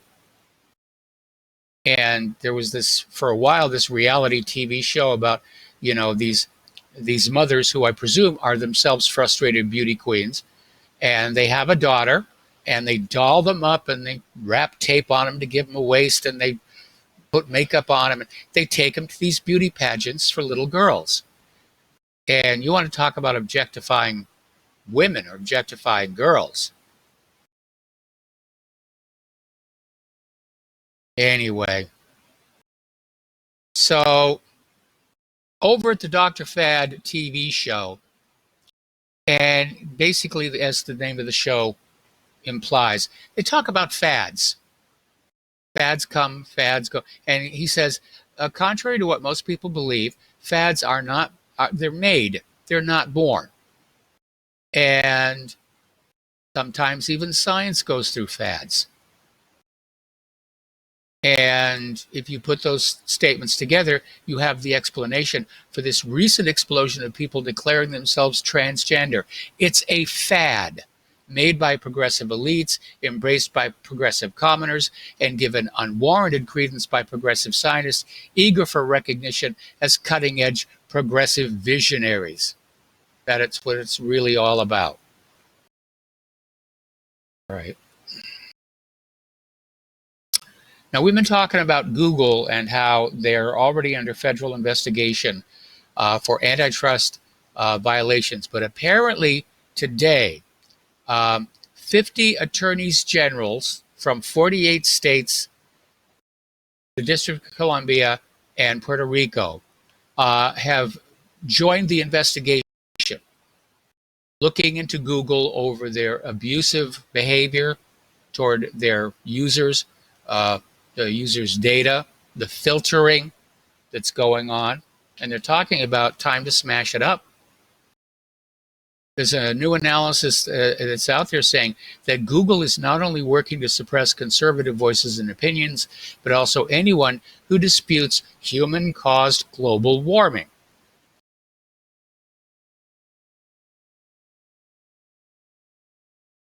So that's a lot of power for one company to have. And as a matter of fact, David Wojcik for Capitol Hill Outsider is out there saying Google's market dominance is so great that it essentially qualifies as a monopoly on the kind of information the public is allowed to see. And he's absolutely right. And a privately owned, privately run company shouldn't have that kind of power and authority. Meanwhile, article by Spike Hampson from the American Thinker, time to put an end to the climate cult. They're saying the climate cult has gotten totally out of hand. It now threatens to prevail in politics by convincing the ignorant that the science is settled. And of course, anybody who understands science knows it's not settled. There are a number of inconvenient facts that undermine the idea that catastrophic global warming is being caused by humans and that it's about to overwhelm us, which of course appears to be the new Democratic campaign platform. Now, the chief of the World Meteorological Organization is castigating the climate alarmists and saying, guys, even if we're going up by a quarter of a degree temperature, it's not the end of the world. They're trying to manufacture a crisis where one does not exist. Now, you want to talk about a crisis? Here's a good one. There have been rumors for a long time that over at the Fukushima disaster site, that radioactive water is being poured into the Pacific. Well, it's now official. Fukushima has run out of storage tanks. They've run out of room to put the storage tanks, and they are now saying they've got no choice but to release more than 1 million tons of radioactive water into the Pacific Ocean. And they're saying the only option is to drain it into the sea and dilute it. Well, here's the problem. If you're dealing with particulates, they don't dilute. All right, we're going to take another phone call here. Glenn in Philadelphia. Aloha. Welcome to the show. What's on your mind? Hi, Mike. Before I do my main topic, just one thing I was mentioning. You mentioned particulates. Well, particulates can be diluted in the sense that they can be separated, further apart from each other, like an aqueous solution. But an you 8%. You can still ingest one of those particles and it stays with you. Right. Exactly. What I actually called in about was this sacrifice on the Mount of Olives. This is the first I'm hearing about it. But I can tell you there are some profound implications to this. Number one, it's certainly not a one-off. I would consider it a trial balloon and a training exercise to get people used to the concept, because Orthodox Jews and dispensationalist Christians and fully expect a third temple to be built and for the temple cultus to be reinstituted, both animal sacrifices and other oblations, grain, wine, etc. So they fully expect the temple cultus to be reinstituted, because in Judaism, without the shedding of blood, there is no remission of sins. And this has always been the great problem since the cessation of the temple cultus during the Roman-Jewish War of 70 AD. And okay, so well, Glenn, I got to put you on hold. Don't hang up. Okay. We've got to take a commercial break, and I'll be right back.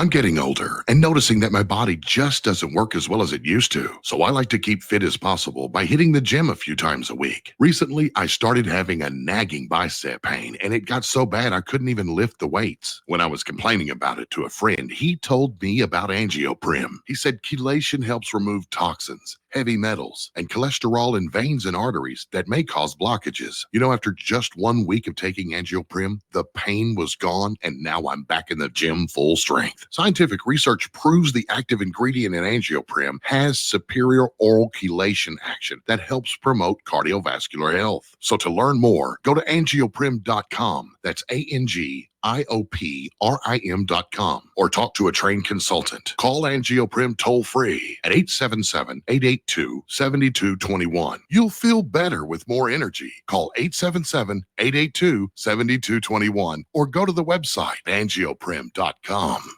As a listener of RBN, you're surely concerned about being informed and being ready for whatever may come. Please consider the following questionnaire as a soul-jarring wake-up call. If you answer no to more than 2 of these following questions, you probably aren't going to make it through any major disruption in our country. The questions were compiled by people that have been there. Are you really ready? Do you own your own firearm for the primary defense and protection of you and your loved ones? Have you ever been professionally trained to stand against life-threatening behavior? Have you ever practiced enough to fire 500 rounds during a 2 to 4 day time frame, day and night? Can you load, unload, fire, and clear a jam in total darkness? Have all the adults in your household been professionally trained? Are you, life and death, comfortable with your abilities with pistol, revolver, shotgun, and rifle? Are you aware that everything that you do to prepare for an emergency is a waste of time, money, and energy? If you haven't honed your abilities to their highest level to protect and keep what you have, do you have the repair parts that will most likely be needed for each of your firearm, and do you have the ability to install those parts? Could you completely clean every firearm you own? Are you aware that your body won't go where your mind hasn't been? In other words, without proper training, followed by regular practice, you probably will not win a gunfight. Well, how did you measure up? Take the once-in-a-lifetime opportunity to start correcting your deficiencies by receiving your Commander Lifetime Membership with Front Sight Firearms Training Facility. A one-time donation to RBN for $500 will give you a Commander Lifetime Membership at Front Sight as a tremendously huge thank you bonus. See details on RBN's webpage to make it happen. The clock is ticking. You had better be ready before it happens. Some are maxed out all their credit cards. Some are working 2 jobs and living in cars. Minimum wage won't pay for a roof, won't pay for a drink. If you gotta have proof, just try it yourself, Mr. CEO. See how far $5.15 an hour will go. Take a part-time job at one of your stores. I bet you can't make it here anymore.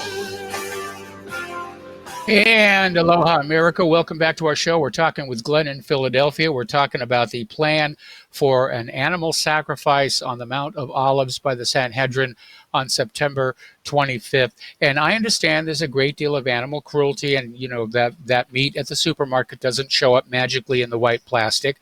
But the idea of an animal sacrifice for religious purposes is down there on the same level as an animal being killed for entertainment and sport. And so I do have a bit of a problem with that. Okay. And the thing is, though, this is part and parcel of the Jewish cultus and their doctrine surrounding sin and forgiveness and being right with God. I mean, it's, that's all throughout the Old Testament.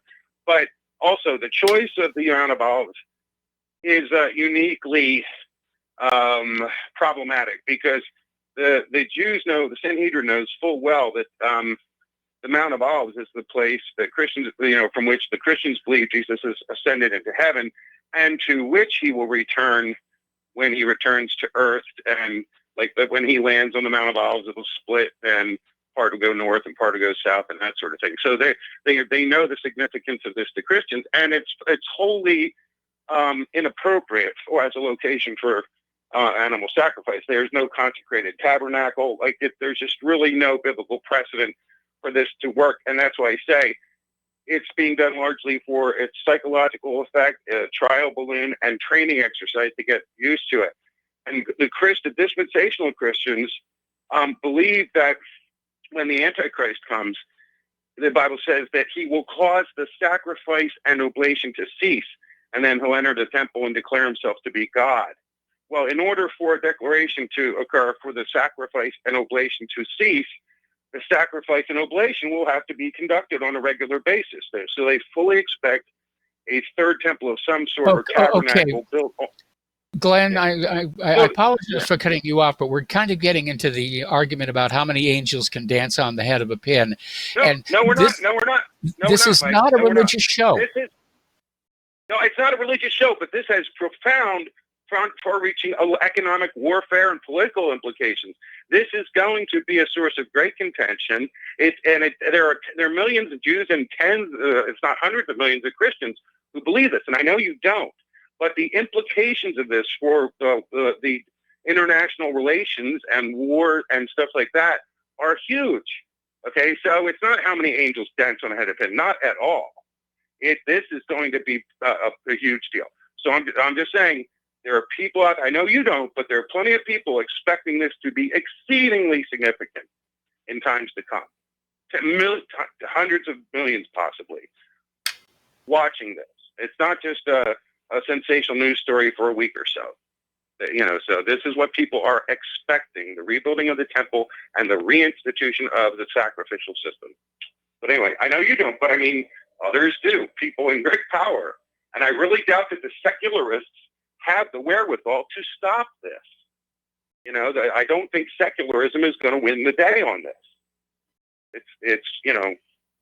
Anyway. All right, thank you. Take care. All right, thanks an awful lot. We're going to switch over to Mountain Man. Aloha, welcome to the show. What's on your mind?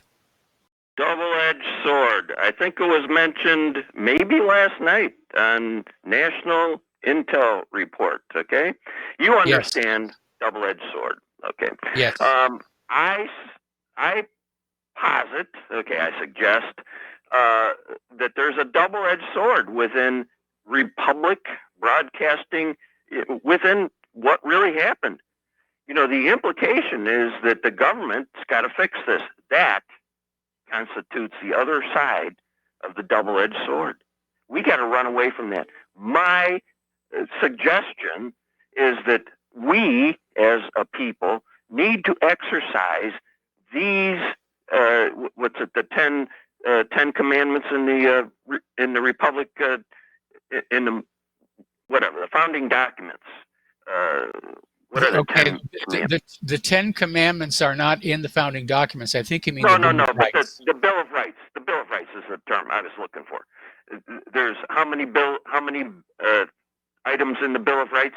Those are by definition, according to the Republic. Okay, those aren't granted by the government. You know that. You agree with that. You state that. Okay, and we've got to live that instead of going to the government with any suggestion that they come and wield that sword against that, whatever it is, Epstein, war doctrine.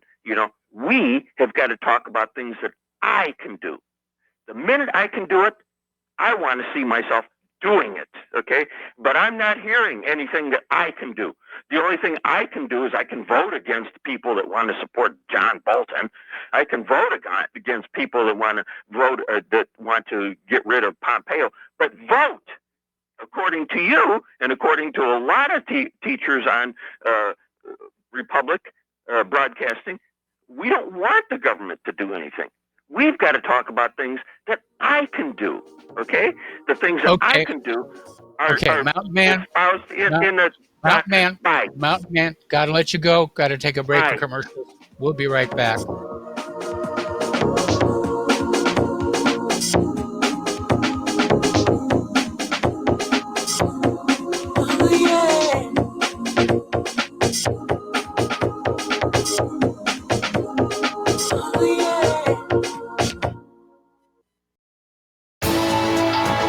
You are tuned in to the Republic Broadcasting Network.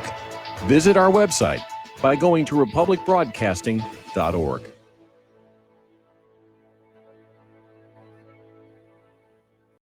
It happens more often than we can imagine. In my case, I was sitting at home, and out of nowhere, I just started feeling uncomfortable.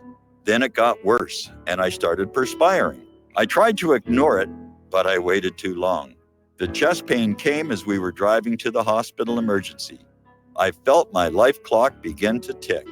I barely survived. There was lots of damage done to my heart. What do I do now? I was lucky. I took a leap of faith and tried a 7-herb formula with hawthorn, garlic, cayenne, and more called Extendivite. Herbs have been used for thousands of years to keep us healthy. If you're not using Extendivite as a preventative supplement, maybe it's time to start. To order, call 1-877-928-8822 or visit heartdrop.com. Extend your life with Extendovite. Republic Broadcasting Network depends on listener support of our advertisers and of our sponsors. We'd like to especially thank all of you who have taken advantage of our fundraiser with FrontSight Bonus. Those who are now FrontSight members, please train as soon as possible for your sake and for that of our nation.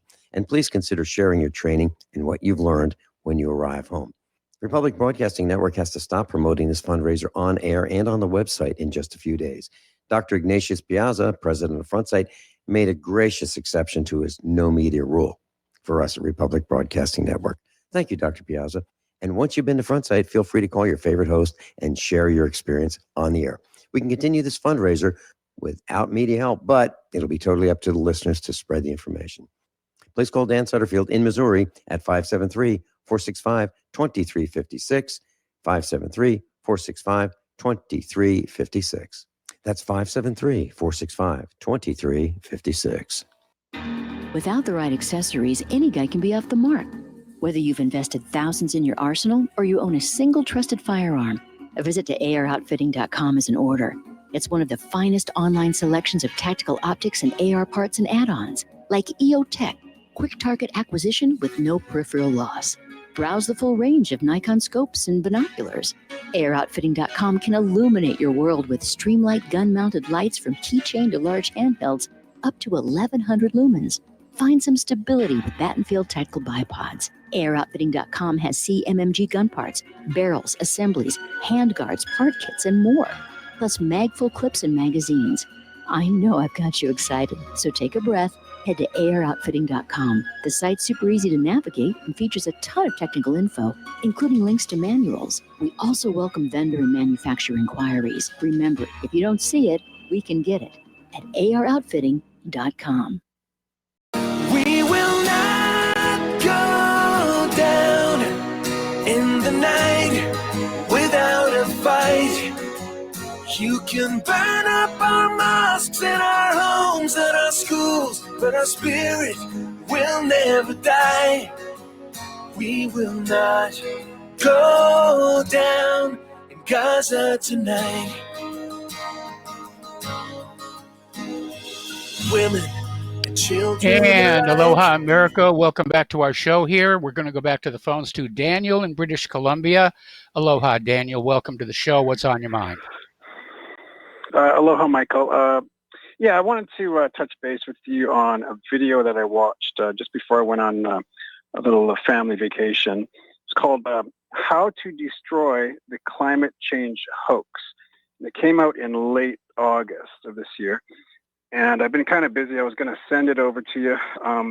If you're able to find it and watch it, and maybe you can post it on your website, it's some of the same things that you've said for years and years.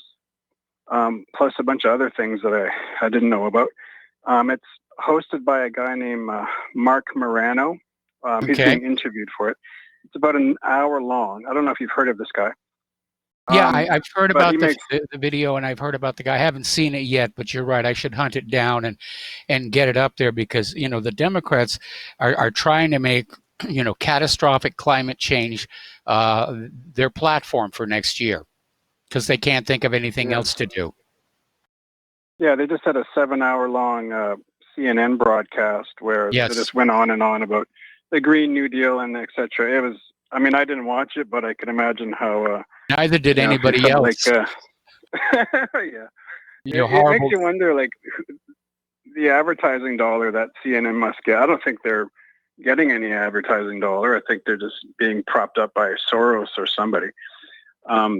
So related to this video, he talks about back in the 70s, there used to be this fear that there was an ice age coming, so that they used to tell people the armadillos were all moving south because they were, or moving north in the 90s, moving north. It was getting too hot.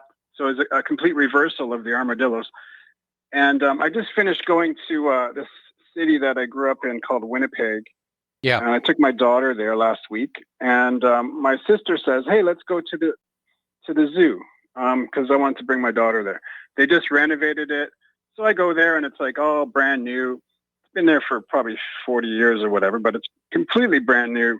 It's got all kinds of sponsorship signs and plaques all over. Yeah. And right by the polar bear exhibit, they have this big Al Gore hockey stick sculpture. You know, the graph. Yeah. Where it just goes off the charts. And I thought, oh, here we go. It's this propaganda, you know, and of course, who goes to zoos other than children? And they get the First Nations, the Natives, Canadians. There's some displays there where they're all worried about climate change and so forth. And I just thought, oh, it's just from all over. I think they're really, you know, the whole New World Order, I think they're going to use climate change as the excuse. I used to think it was World War III, but maybe it'll be a combination. But that's going to be the thing that, you know, makes us all comply, so to speak. Well, So, only yeah, if they can convince us it's true, and so far they're failing miserably. Yeah, I tell you, I look at the comment sections on a lot of articles, and nobody's buying any of this stuff. They really aren't. I mean, well, some are, but so yeah. Well, if you can find that video, maybe you can post it, and so others can find it. How to destroy the climate change hoax. This guy really knocks it out of the park. So. Well, you know, if you go to the main page at my website, whatreallyhappened.com, up near the top, there's this little gray box where I have some permanently linked articles, and one of them is my article on ClimateGate. And I haven't kept it up to date. I didn't include all the major storms that we saw this last winter. But there's a lot of stuff in there, including the Great Global Warming Hoax, and about how, this generation of scientists say the world is getting warmer. The next generation, we're heading for an ice age. Oh, no, we're getting warmer. Oh, we're heading for an ice age. And it just flips back and forth. Yeah, that was the University of East Anglia in Britain, I believe. Well, that's where they had that leak. ClimateGate. Yeah. Yeah. Yeah, that was they were caught with their pants down. Okay. I'll leave you with that. Great show.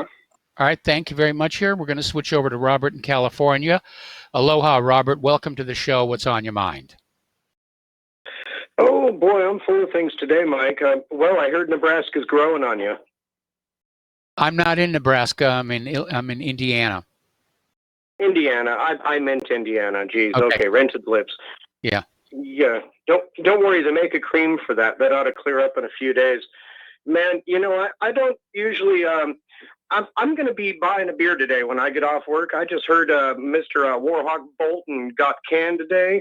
Yes. Man, I am looking forward to raising a glass this evening and making and it's about damn time toast. Hey, yes. You know, now that Captain Mustache Ride is gone, maybe Trump will show Pompous Pompeo the door. That would be nice. Yeah, better yet, I actually hope he throws that hat right through it. I still think Bolton's mustache was actually an alien that took over his brain. What do you think, Mike? You work for NASA. Well, you know, I don't know. I would think the aliens would have more taste than that, but who knows? Don't worry, I'm not a funny guy. They tell me the best jokes aren't thought up. They're elected. Oh man. Starting to look that way anyway. We elected a whole lot of jokes this last few times around. You know, Alexandria Ocasio-Cortez, I mean, yeah, she is a joke. Yeah, I mean, we've elected if she's a good laugh, just listen to others she's taken serious. We've elected a former bartender to the U.S. House of Representatives, and now she's out there running for president. Yeah. No, I'm surrounded by a hilarious species, Mike. I don't even need to try to come up with a funny joke. I have a couple walk past me every day. Actually, I live in California. I've got more than a couple that walk past me every day. I'm just looking at all this, and I can't even wrap my head around it. I need stronger duct tape. Well, remember Mark Twain? No, it wasn't Mark Twain. It was Will Rogers. Used to say, I'm a comedian, and when I say something, it's a joke, and when Congress says something, it's a law. And so, yeah, that's it. Sometimes I think Congress is out there just thinking this is really all funny what they're doing, and the joke's on us, the taxpayer, and the voters. That's a Will Rogers quote? I think so, yes. Man, I'm going to have to remember that one. I'm going to look it up just so I can get it verbatim. But I think I got to add that one to the box. Oh, man. There are certain things that people have said throughout the ages that just ring so true. And it's kind of dismaying to me in a way to see how aptly some of the worst things that have ever been predicted are applying so accurately these days. Kind of worries me, Mike. Yeah. A lot of things are going on. Yeah. Hey, well, I don't really have anything useful left. I pretty much used up all my jokes. I'll get a hold of you another time unless you got something you want to say before I go. No, just have yourself a really good day, and we're going to let you go. The phone lines are now open. We could use a few more calls to get us out of the show because it was a slow news day outside of the firing of Bolton. Over on YouTube, their highest earner is a 7-year-old kid, Ryan Kaji, and he's made $22 million testing toys.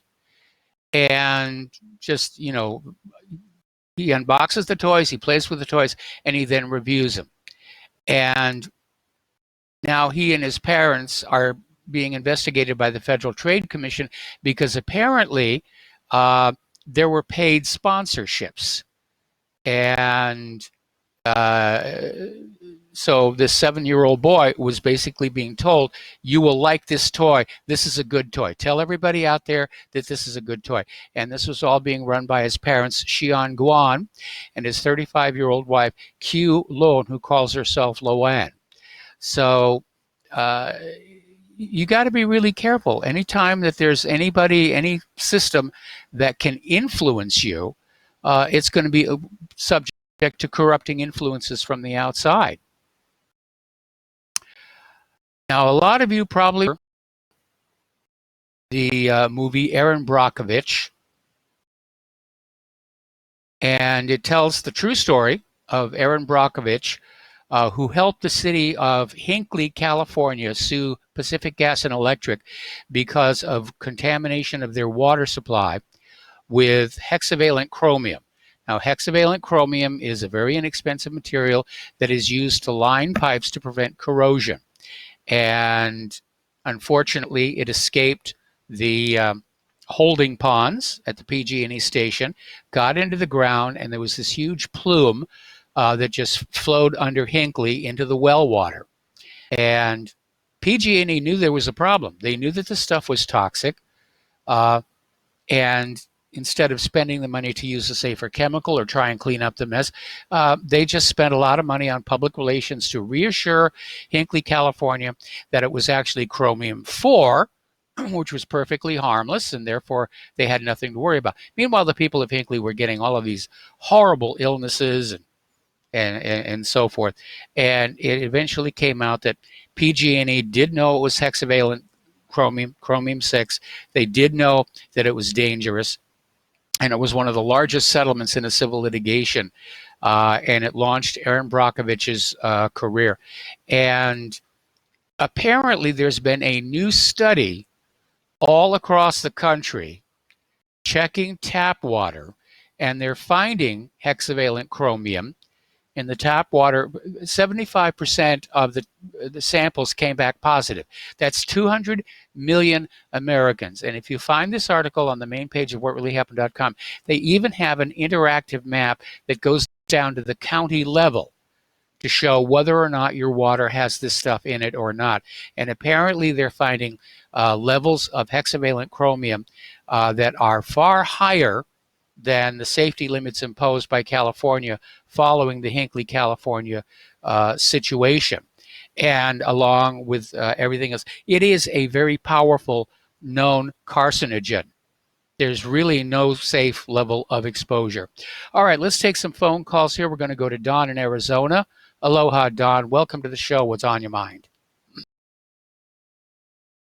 far as Epstein, I don't know if you've ever seen this lady, Amazing Polly.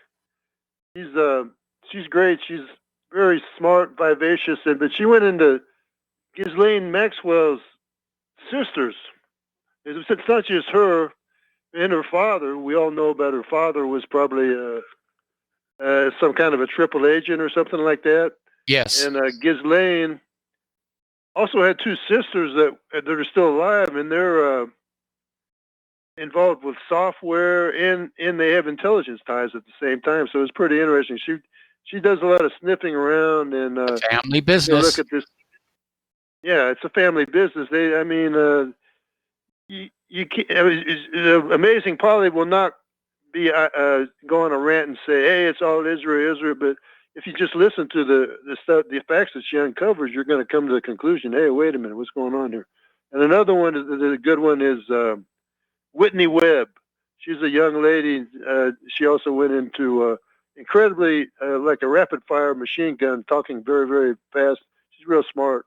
And she went into the whole Epstein thing, going back to Meyer Lansky was a guy who also used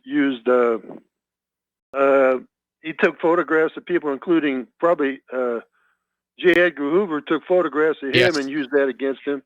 So it's the same thing going back to Meyer. And Meyer Lansky is a gangster that never went to prison, I don't think, and he died of natural causes. So I mean, he knew some people somewhere. But outside of that, Mike, it's same thing. It's a good thing Bolton got fired, and it's been Trump's pattern. He'll hire somebody that's a complete nonsense hire. This never should have been hired in the first place, and he'll let him stay there for a while. Like he did the same thing with McMaster. He finally got rid of McMaster, finally got rid of Mattis, and now he's finally getting rid of. Why did he hire him in the first place? That's what we don't know. So he's trying to kowtow. He was basically his financial supporters said, if you win, I'm giving you this money, and if you win, you will appoint this person, my good friend, to this position within your administration. But Trump may be figuring out that he's not going to win next year anyway, so why not clean house? Yeah, well, he has a right to fire people, and he should have fired. I don't think Pompeo is going to be as brave that he didn't have this guy Bolton anymore as his sidekick. Pompeo will calm down a little bit. Okay, Mike, I'm going to let you go. Thanks a lot. All right, thanks an awful lot. And we're going to switch over to Tom in Connecticut. Aloha, Tom. Welcome to the show. What's on your mind? Hey, Mike. Are you familiar with Gary Null? I think I've heard the name. The man has been on the radio for over 40 years. He is on the same page with so much of what you talk about as far as government corruption, manipulation of data. Our freedoms are being eroded by everything around us, essentially. But he is an adamant supporter of global warming, climate change. And it's just curious that someone of his intelligence and commitment, and he put out a report. I think it was like 40 pages long about global tipping points, he calls them. Yes. And this disconnect between the things that I hear about that would challenge the global warming paradigm, and then hearing someone of, I've listened to the man for 20 years. Nutrition, hammering pharma, hammering big medical, hammering big business. I mean, you're probably 99% on board of what this man would say. And, but then he gets to this thing about this global warming, and he is so adamant about it. It's just so curious that he doesn't, he'll entertain ideas and opposite points, but then he'll dissect them very effectively. It's just a very, very odd thing that I've run across lately. Okay, well, listen, Tom, we've got to take another break for commercials here. Don't hang up. I'm going to put you on hold. We're going to come right back to you after these few words.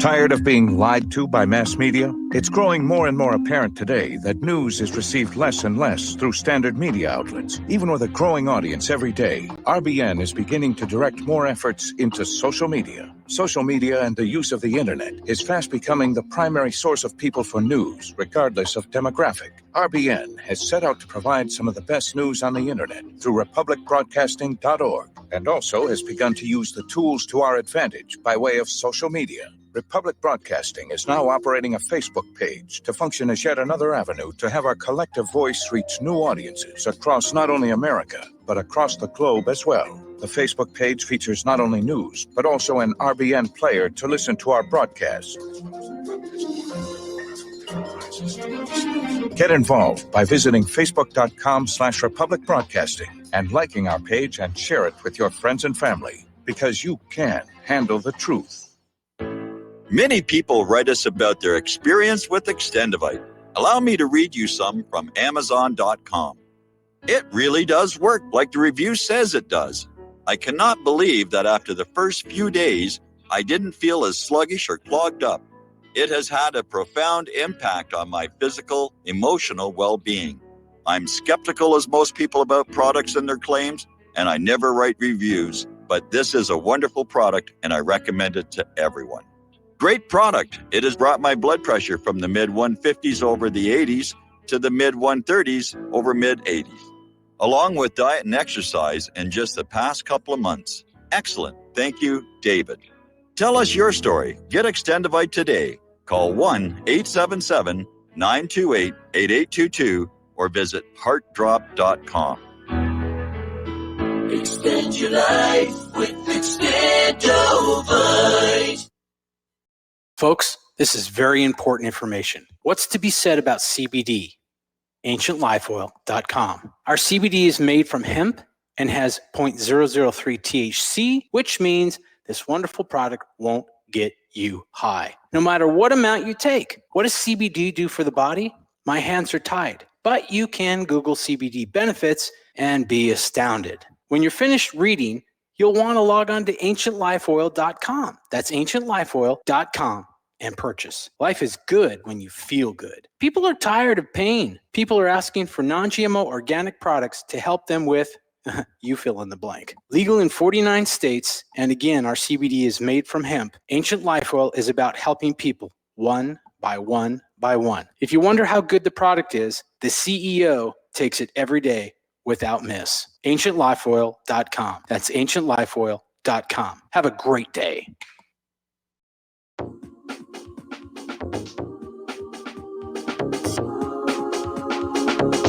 What Really Happened with your host, Mike Rivero. Visit us online at whatreallyhappened.com. Here is your host, Michael Rivero. And aloha, America. Welcome back to our show. We're talking with Tom in Connecticut.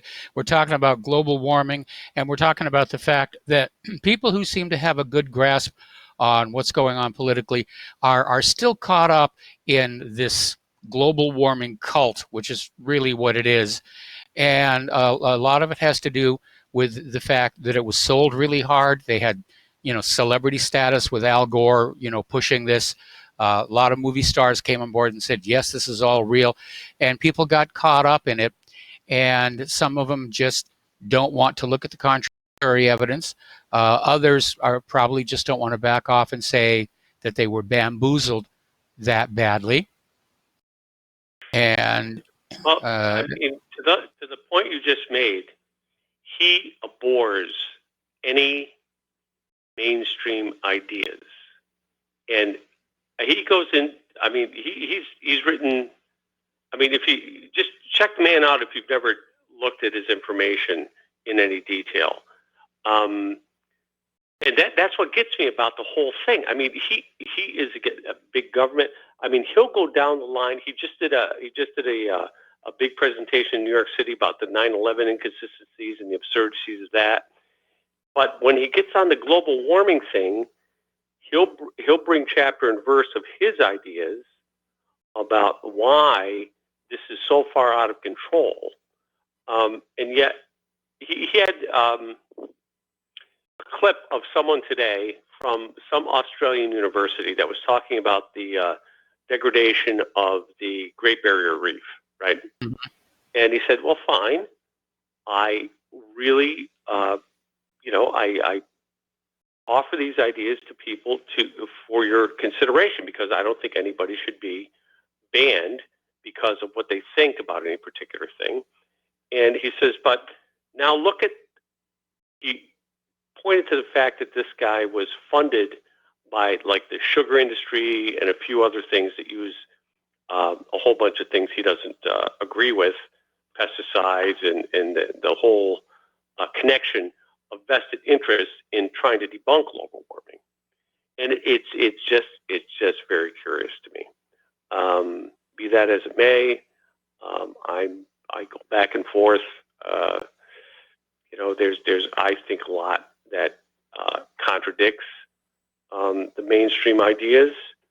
Christ, the guy that founded the Weather Channel, right? Yes. I mean, he's been saying this for how long, right? Yep. So once again, I mean, if you never check the man out, I think you'd find him very, very interesting. He reversed AIDS back in the day, like mid '80s, with his own therapies. Okay, that's quite an accomplishment. Through through his own therapies, documented blood tests. He had. Do you remember Tony Brown's Journal a long time ago on PBS? No, I don't.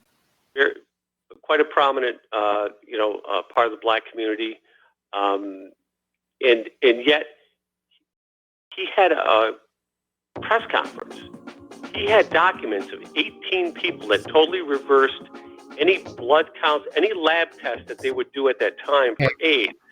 Tom, I'm sorry. I got to let you go here. Check them out. I'll leave you with that thought. Take care. All right, we got to take a break for station identification. We'll be right back.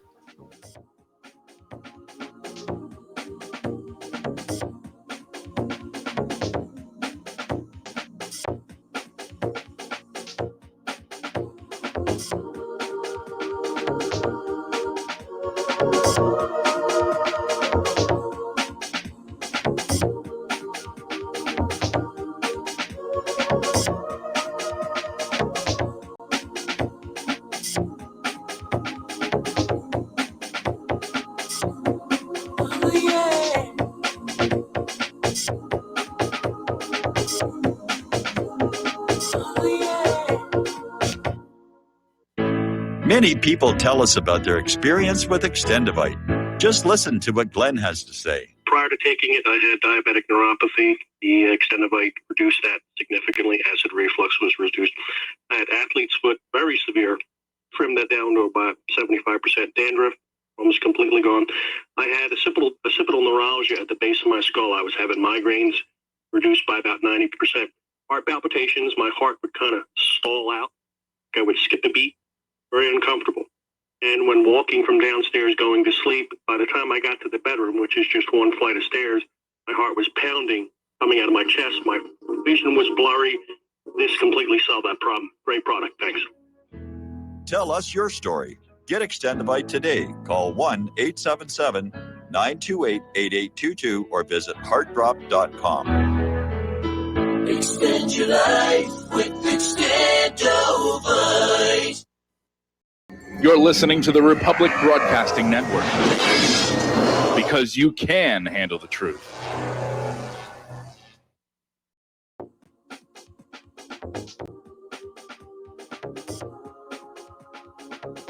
What really happened with your host, Mike Rivero, because World War III is a really bad idea. Here is your host, Michael Rivero. And aloha, America. Welcome back to our show. Hour number 3. The phone lines are open, 800-313-9443. And we're talking with Chris in Ohio. Aloha, Chris. Welcome to the show. What's on your mind? Hey, what's up, Mike? How you doing? Doing okay. Just going to keep it short and sweet here. Not one thing real quick. I hear people say Ghislaine Maxwell. Yeah. It's a French name, and it's pronounced Ghislaine. Okay. So, just FYI. Yeah, I mean, if I was going to ramble in my thoughts beyond 20 seconds, on the global warming, climate change scam thing. I've been annoyed by this for more than 20 years. You know, I never bought into it. I saw how it's infiltrated all like different facets of society through, you know, periodical magazines for children and all kinds of everything in between, to the PBS nature shows. Yeah. And, you know, it's frustrating that they continue on with the lie. I kind of wanted, you know, I think like a lot of other people felt the same way about 10 years-ish or ago, that the, you know, that Anglian scam of the manipulating the data was going to end it, you know? Well, I mean, the University of East Anglia, you know, the Hadley Climate Research Unit, they weren't the only ones that were caught fudging the data. NASA's been caught fudging the data. NOAA's been caught fudging the data.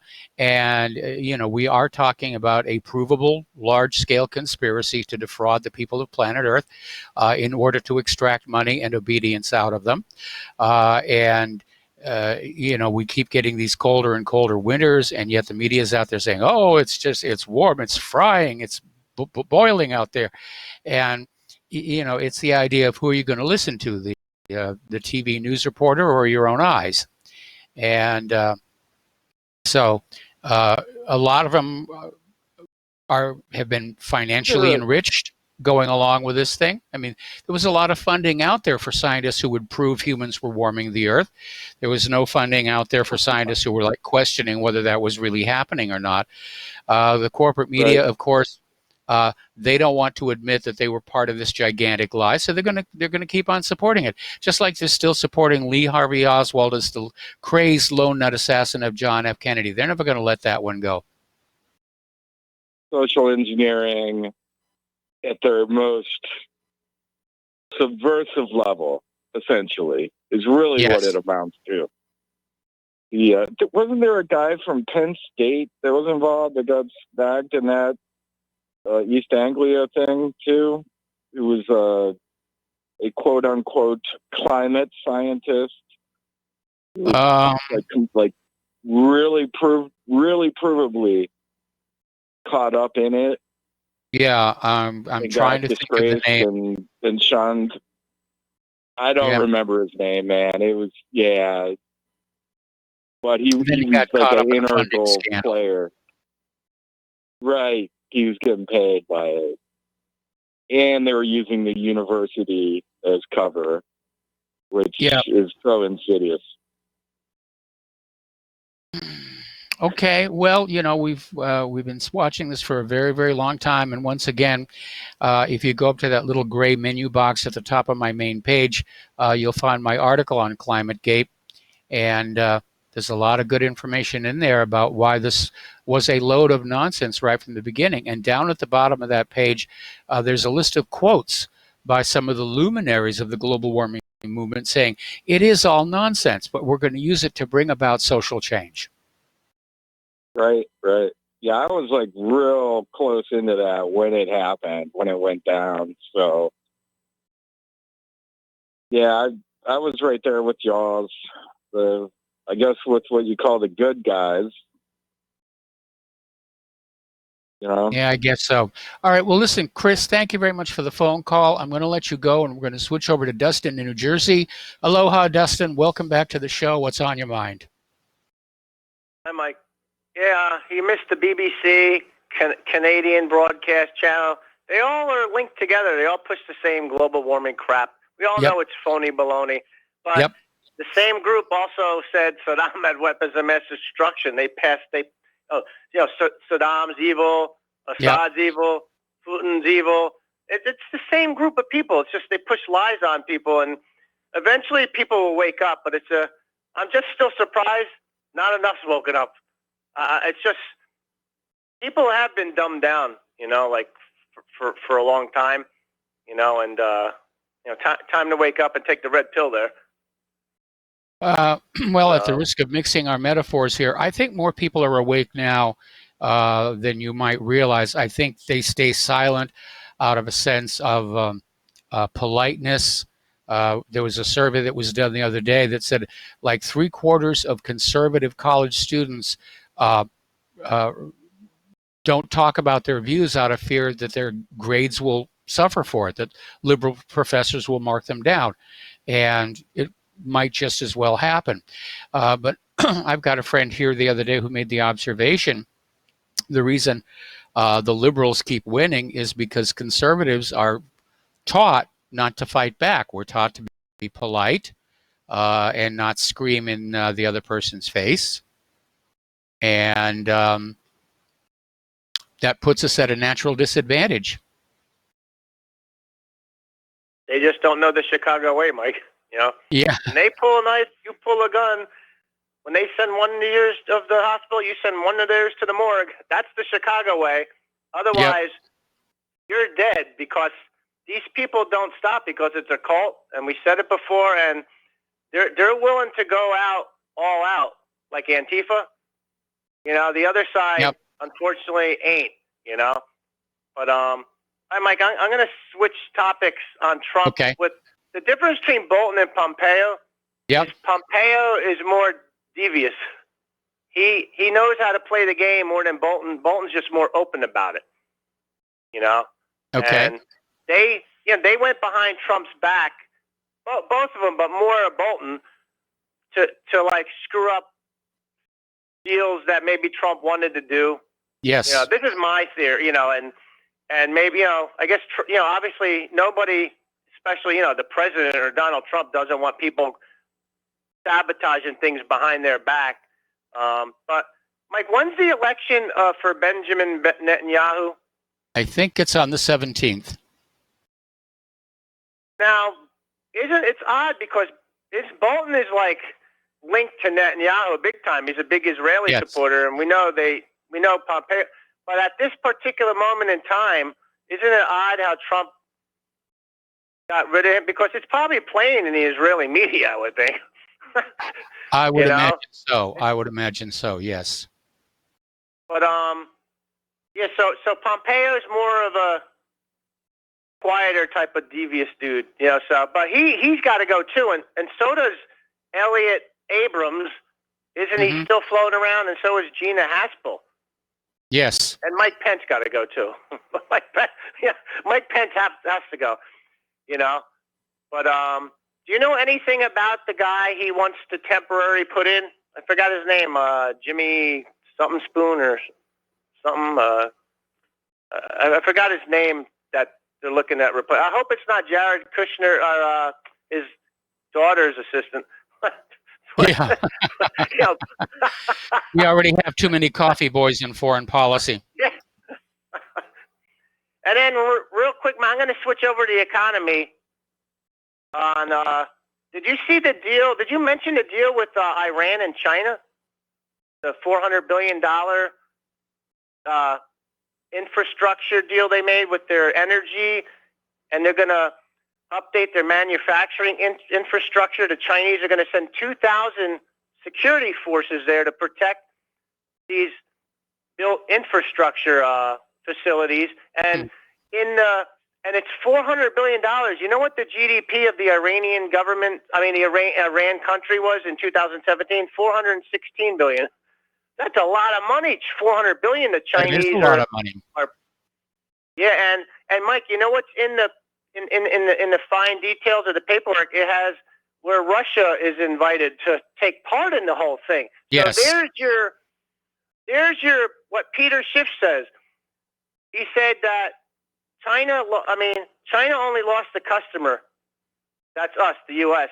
Yes. But we have lost a banker and a supplier. Yeah, this trade war was an absolute disaster, and again, I know there's a lot of people out there who are still trying to rah-rah Donald Trump and give him a chance. He's doing better than Obama. Well, I don't care whether Trump or Obama is better. They were both disasters for this country, and we need to stop settling for the lesser of two evils. Yeah, because Mike, at the end of the day, what we have done to the Russians, we basically shot ourselves in the foot. Yes. Because they all have moved away. We could have made such great economic deals. Yes. And I go back to those numbers we had with the 3,000 manufacturing jobs added. That's not good. We could have had so much, but there's a monkey wrench that's been thrown, and it's irreversible now. The Russians, Mike, would you, as a Russian, trust? There's no way I would trust American after this debacle, because it seems they know it doesn't matter who the president is. It's the system itself is so corrupted that there's no way to make amends after that, after what this has been dragging on. The same with the British. I don't trust the British either, and France to a point. But obviously Macron's got his own problems with the yellow vest.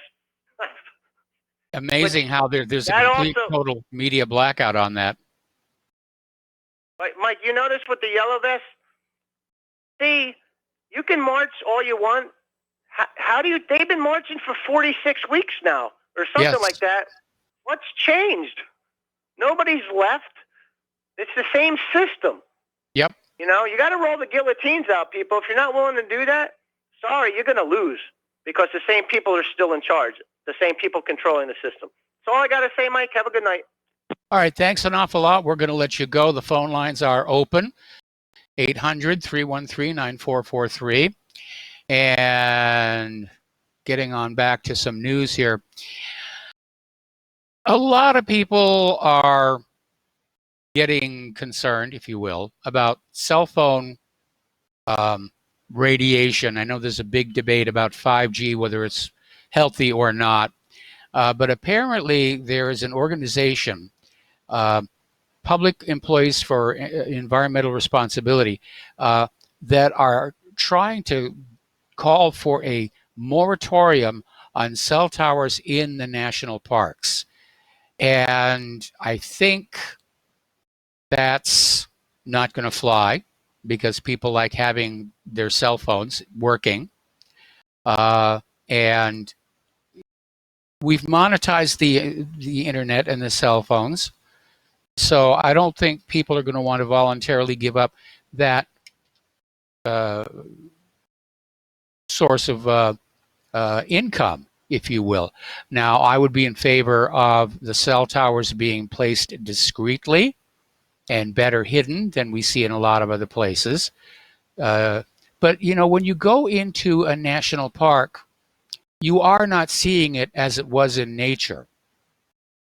When you go into, for example, Yosemite, and you see how beautiful it is and the waterfalls and that's not how it was in nature. When Yosemite was first discovered, the river was jammed up with all kinds of dead trees, and there was a log jam down by the bottom, and that all had to be taken out.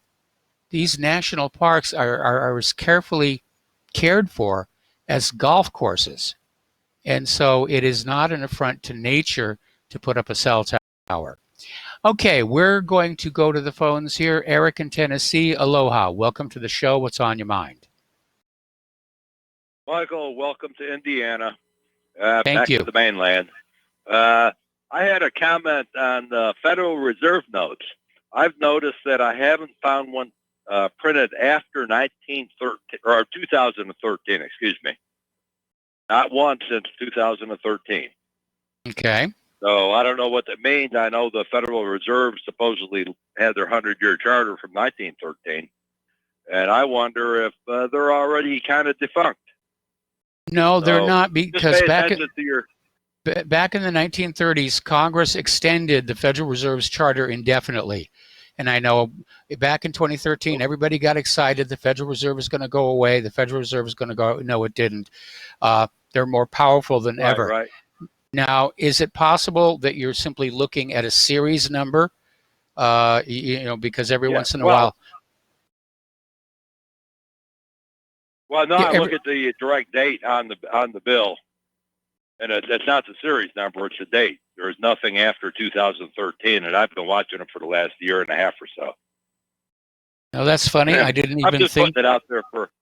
I didn't even think there was a date on the just- Federal Reserve notes. Oh yeah, there are. They're all printed pre-2013. So just kind of look at it and see what you get out of it. I think there's something about I'm seeing that series that may- 2013, but that's when this design was adopted. Doesn't mean it was printed back then. Okay. Anyway. Oh, okay. Well, that could be. Yeah.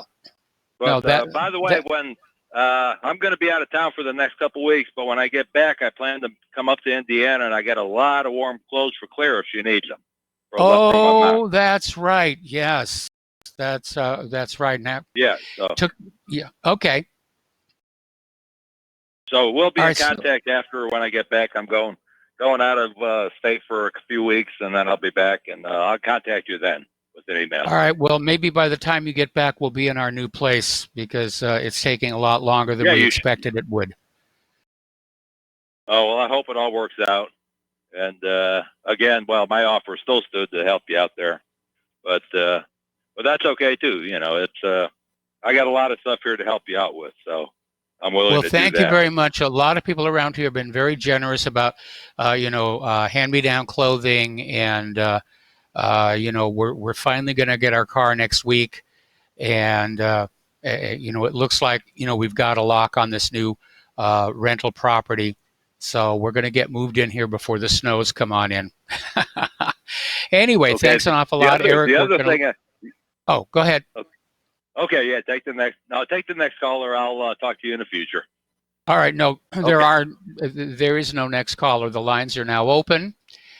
And apparently over at the Trump campaign website, they have added a new item, and it's basically a Trump branded Sharpie to sort of poke fun at CNN over that whole Sharpie Gate story.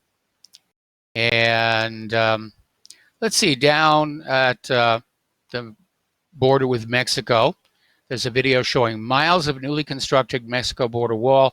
CBP expects to complete 450 miles by the end of 2020. Well, 450 miles, that is a lot, I will grant you. But as long as there is a gap or a hole anywhere, that's where the illegal immigrants are going to go to. And that's where the people smugglers are going to send them across. Now, JP Morgan has a new index. They're calling it the Wolfefe Index. And apparently it measures Trump's tweets and their impact on bond volatility. And JP Morgan has found there's been an increase in what they call market-moving tweets. Trump tweets that trigger an immediate reaction in the bond market.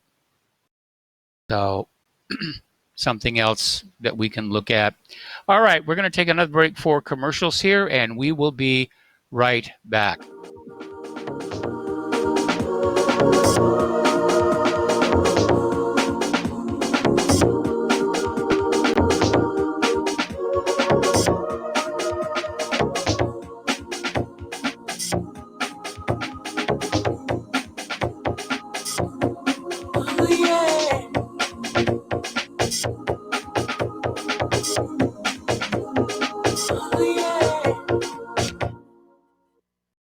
So, you love talk radio? Then you'll love TalkStreamLive.com. TalkStream Live is always on, 24/7, with the best streaming talk shows. Find your favorite talkers and discover some new ones. It's free, readily available online or on mobile with any smartphone or tablet. Finding your favorite talk shows all in one place has gotten a whole lot easier. Just go to TalkStreamLive.com. Be sure to download the free apps from Google Play or the iTunes App Store.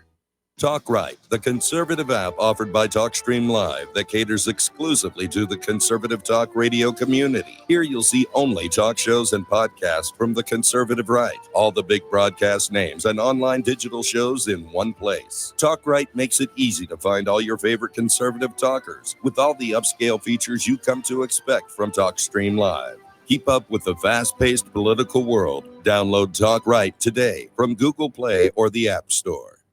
Folks, we're living in a world the likes of which we've never perceived any clearer than we do now. The plan for global governance has been in the works for generations and would have likely been achieved by now, but for the fact that the globalists left open their Achilles heel. With all their tools, Federal Reserve System, fiat currency, no child left behind, and then Common Core education introduced to our schools to dumb us down, vaccines, pharmaceuticals to lobotomize us, GMO foods, insertion of compromised or bought and paid for politicians, judges, mainstream media propaganda, all pieced together like a puzzle designed to ultimately bring the world under submission. But with all their strategy, they forgot one thing: knowledge. And knowledge is power. With knowledge, their bombardment is nullified. Folks, with that, as brilliant and knowledgeable as you've become, among the wisest audience of any radio audience in the world, and you are, I want you to take a moment to reflect and ask yourself, how much of that knowledge did I obtain from Republic Broadcasting Network? How high has my consciousness been raised since I've been a listener? How fast am I now able to discriminate truth from fake news by being a Republic Broadcasting listener? How clear am I now able to see the world since I've been listening to RBN? Ask yourselves those questions, folks. Then ask yourself, what is that knowledge worth to me? Like my morning coffee, how would I survive without it? A voice of truth in a sea of lies. Do we not all need to make sure it survives? Like public broadcasting, we are now finding we can only survive with listener support. Censorship, advertisers being attacked, truth itself being attacked. It's the only way through this. We at Republic Broadcasting humbly ask you to become a supporter. Look at your budget and make a determination of what Republic Broadcasting is worth to you and what you can afford on a monthly basis. Go to republicbroadcasting.org and pledge 20, 30, 40, 50, if possible, 100 a month or more if it's affordable. Click the donate button and become a regular monthly donor. Assure both us and yourself that Republic Broadcasting truth will continue to flow like that morning coffee. The network thanks you. When all this twisted steel was swept away, did these remaining holes reveal what's really happened?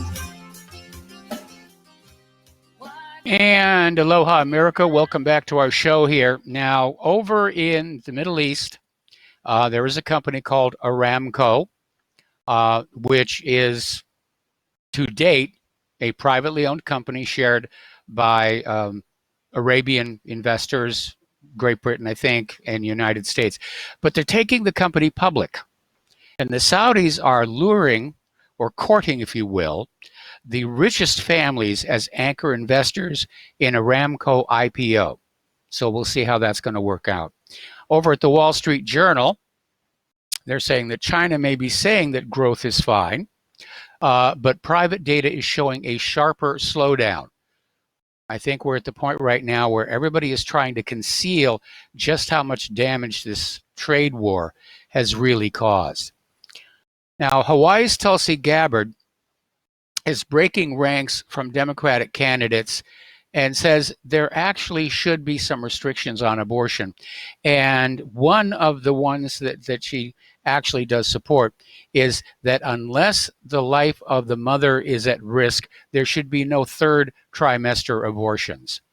And I mean, this cuts into the issue of when does the fetus start to feel feel pain. And of course, to the pro-abortion contingent, the answer is, who cares? And we've had this attitude of, you can abort them right up to the moment of birth. But of course, if you crack an eagle's egg, you're going to go to jail for a very, very, very long time. All right, we already talked about Fukushima having to dump their water. That is going to be very, very nasty. Probably another reason why it was good that Claire and I got out of Hawaii and over here to Indiana. Now, Johnny Depp, who is a well-known actor, Pirates of the Caribbean, Transcendence, I really like that one too. Very mercurial, can be very difficult to work with. He actually got lured into doing a Christian Dior ad with Native American overtones, and it was immediately blasted for cultural appropriation and exploitation, to the point where Dior has now pulled the ad and issued an apology, and Johnny Depp is, upset, and I don't think it's just the residuals. I think he's taking it personally. So this whole cultural appropriation thing is going on again here. Okay. Down in Florida, a judge has denied Joshua McAdams, 27, and Taylor Bland Ball, 22, custody of their 4-year-old son, Noah, who has cancer. And the judge made that decision based on substantial risk of imminent neglect. In other words, the parents may have different ideas about the cancer treatment to be used or not used on their son. This is another example of the state usurping the rights of the parents, along, of course, with mandatory vaccines and the rest of it. From the School of Political Correctness, apparently the word guys, G-U-I-S, is now politically incorrect because it reinforces the gender hierarchy. This really is getting silly. Okay. Hasbro has introduced a new feminist version of Monopoly. And what makes it feminist is that the female players start out with more money than the male players to give them an advantage. I'll bet you that one is a miserable business failure. Okay. All righty. Representative Rashida Tlaib's dad says she lied about her residency. We talked about this a little while ago. She lied about her residency. She wasn't actually living in the district that she ran in and represents. And apparently, a civil rights activist associate claims she lied about his sexual abuse. So again, you look at all these people lined up on that platform, screaming at each other about the Green New Deal, and asking yourself, is this really the best that our political system can do? Do these people really represent American ideals and American values? And the answer is no. They're hardcore liberals, globalists. They're just going to try and scream at you until you go along with the agenda. So, anyway. All right. We're going to take another break for commercials here. Join us on the air, 800-313-9443, and we'll be right back.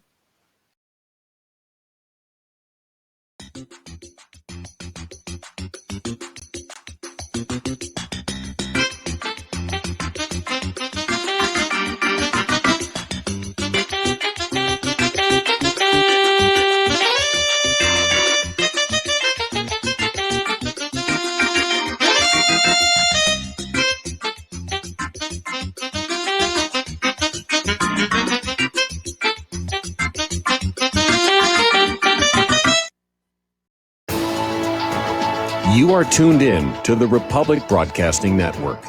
Visit our website by going to republicbroadcasting.org.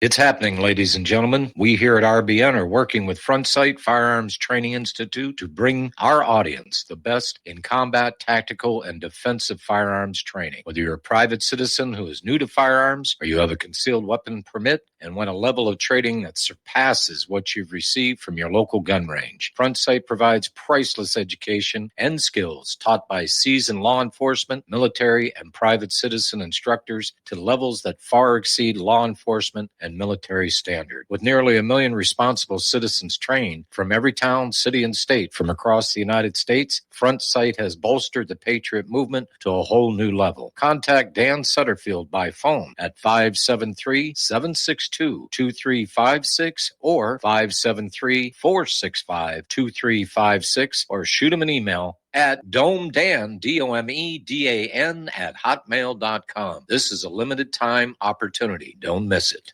Extend your life with Extendovite. When your doctor tells you you have bad cholesterol or blockages in the arteries, what do? When diet and exercise is not enough, we try medications and hope for the best. For the last 2 decades, I have been telling people about a natural method to help solve these problems and more.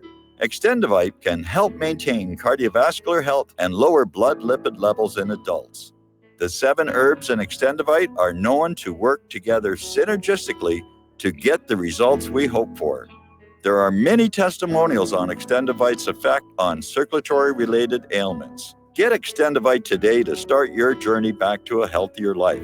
To order, call 1-877-928-8822 or visit heartdrop.com or see us on amazon.com.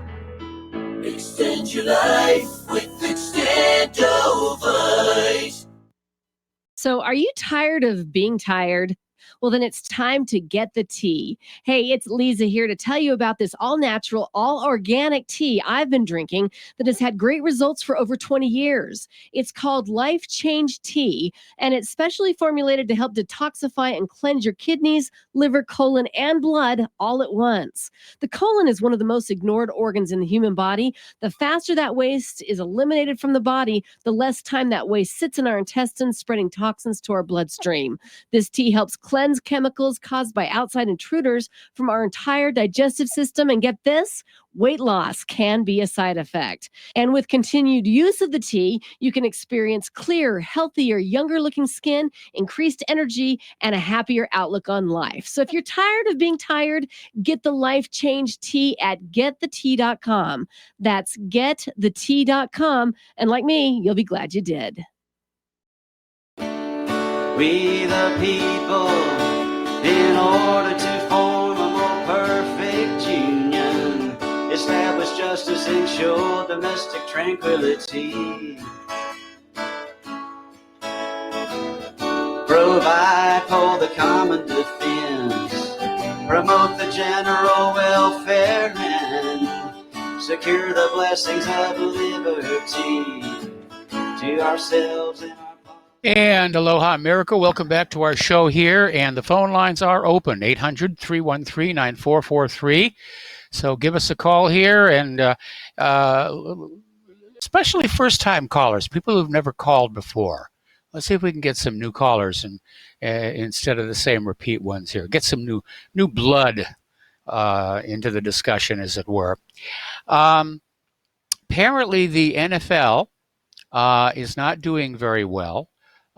This week starts the NFL's 100th season, but apparently some teams seem to be finding an awful lot of empty seats. And apparently it was so bad when the Cleveland Browns took on the Tennessee Titans at First Energy Stadium, fans took to social media to express their shock and surprise at how many empty seats there were. Normally the opening games tend to be sellout. And I think it may be a combination of the fact that NFL tickets are expensive. And I think it may be that a lot of people were very, shall we say, upset over all of this kneeling for the national anthem nonsense. I think it hurt the brand. The NFL is a football league, not a liberal propaganda organization. What can I tell you? All righty. Apparently down in Texas, a medical center tried to get rid of a booming bird population in its trees. But you always have to be thinking, what's going to happen when we succeed? Apparently, they accidentally created the perfect habitat for one of the most poisonous insects in North America, these venomous caterpillars. I didn't even realize caterpillars could be venomous. So apparently, anyway, so there's this black man who's worked toward racial reconciliation for decades, and Antifa members are calling him a white supremacist.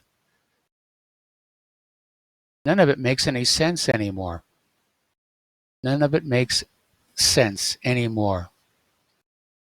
Apparently, there's this black Trump supporter said, I'm told I shouldn't wear the MAGA hat because I'm black, so I bought the biggest MAGA hat I could find here. Apparently, over at Amazon, their employees are going to walk out over the company's climate change inaction. And there's been a lot of walkouts, and they're not all connected with paychecks. Google employees objected to the handling of sexual harassment claims. Riot Games workers demonstrated against forced arbitration. Wayfair staff left their desks after learning the retailer profited from migrant detention centers run by U.S. Immigration and Customs. Now it's Amazon's turn. All right.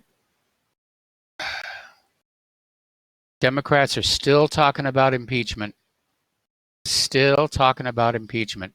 They don't have anything they can impeach him for, but apparently Nadler is accusing Trump of crimes and corruption and schedules a vote on procedures for impeachment investigation. In other words, a fishing expedition. They don't have a high crime and a misdemeanor. They're just saying, let's go out. We can find something. Apparently, there's another member of Congress who wants to launch an impeachment proceeding just because Trump has a lot of properties. He's too rich to be president. Anyway, tomorrow, of course, is the 18th anniversary of 9/11. And a lot of people are looking back on that. And I don't think hardly anybody believes that official story anymore. But what I need you to do is, hunt down that story from architects and engineers for 9/11 Truth and the University of Alaska that says the building simply could not have collapsed from fire, and email it to everybody that you know. And the reason for that is it's being kept off the corporate media, and my guess is it's going to be subject to filtering on social media. So now we have to go back to the good old-fashioned, the early days of the internet where we use email. Over in Texas, there's a gun range that has installed dispensers that sell bullets by the pound. They're calling it an ammo bar. And it's a deliberate counter to Walmart's decision to no longer sell certain types of ammunition. So good for those Texans. Okay, here's a story. New York Times reporter, actually editorial writer, very concerned that the advantage the Democrats had in 2018 seems to have completely disappeared. And they're self-destructing. Look what they put up for candidates. Oh, by the way, another ship full of global warming fanatics got stuck in the Arctic ice. The Arctic tour ship, MS Malmo, had to be rescued this week after getting stuck in the ice off of Longyearbyen, Svalbard archipelago, halfway between Norway and the North Pole. And yeah, it does keep happening. They keep sailing up there and say, we're going to prove the Arctic is ice-free, or the Antarctic. It just doesn't happen here. I mean, they're ignoring the science. They think that policy and politics can trump science. It doesn't work that way. There's the real world and there's your world of fiction. And the world of fiction is where you find politics. So, Democrat Jim Clyburn is out there saying if the Bill of Rights were put before the public today, I'm not too sure we would hold on to them. I don't know who he means by we.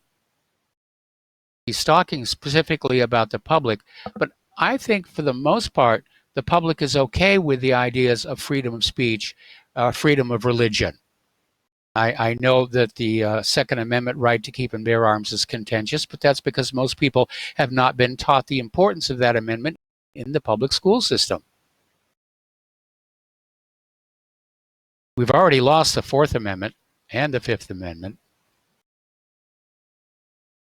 This country has just changed so much from when I was young. All righty. Apparently over at the New York Times, they're praising communist tyrant Mao Zedong as one of history's great revolutionary figures. This triggered a huge uproar, which led to the deletion by the New York Times. That was kind of a dumb thing to say. Okay. We talked about the vans full of gas here. And apparently Google Nest, the Google Nest camera is scanning faces and always listening, now watching. And surveillance state fears as cops hand out free Amazon Ring doorbells. It's scary. It's just absolutely scary. Apparently, Yang is mentioning a possible confiscation of gasoline vehicles, says the best option is a buyback program. Now, don't get me wrong. I do think electric vehicles are the wave of the future. Some of those electric supercars are just stunning. Like I mentioned before, I'm a huge fan of Grand Tour, and they featured some of them in season 3. And they are absolutely amazing. But here's the issue. Where does all the electricity come from? Right now, much of it is coming from coal and oil-fired power plants. These electric vehicles are not clean. They may be clean right where they're parked, but they're not clean for the planet. So we need a Manhattan Project scale development to come up with a way to generate a lot of electricity in an environmentally friendly way. Solar panels are very inefficient. Windmills chop up the birds because you put up windmills where the wind is blowing, and where do the birds fly? They fly along with the wind, so they get the lift. So anyway. Apparently, a lot of money was thrown at WeWork. SoftBank invests at a $47 billion valuation. It's now likely worth only $20 billion. One of our callers mentioned this one. Beijing will deploy up to 5,000 Chinese security personnel on the ground in Iran, which would make an attack on Iran very tricky because you're attacking the security personnel of China, which could trigger a retaliation. Anyway, today was Apple's big unveiling of the new product line featuring the iPhone 11, which came in 3 different models, the largest of which actually has 3 camera lenses on this little dimple on the back corner, and promptly triggered a lot of humorous memes out on social media. People were equating it to the holes on a coconut, to the holes on a bowling ball, to the shaving heads on an Arelco razor. And it does look like it's a bit much, but apparently at least one of those lenses in the high-end model will support night mode. So it's got night vision equipment or night vision systems. Then they came out with the iWatch version 5. But their price points are as high as they were for the last model. The high-end model is just under $1,000. And I don't think they're really going to sell a lot of them, because older model iPhone users, the whiz-bang isn't enough to get us to trade up. I'm very happy with my iPhone here. I was happy with the one I had before that. But Apple was out there and their stock went up. They had a big to-do. And it was kind of funny. I was looking at the corporate media, and boy, did Apple get a lot of coverage. It's almost like Apple was paying these news outfits to give them a lot of media attention. So, alrighty, and take a look here. Okay, animal rights activist saves 16 bunnies, gets another 95 killed when the rescue mission goes bad. Good planning there.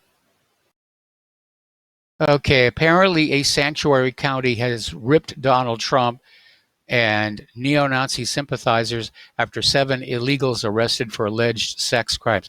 That's one of the things that is really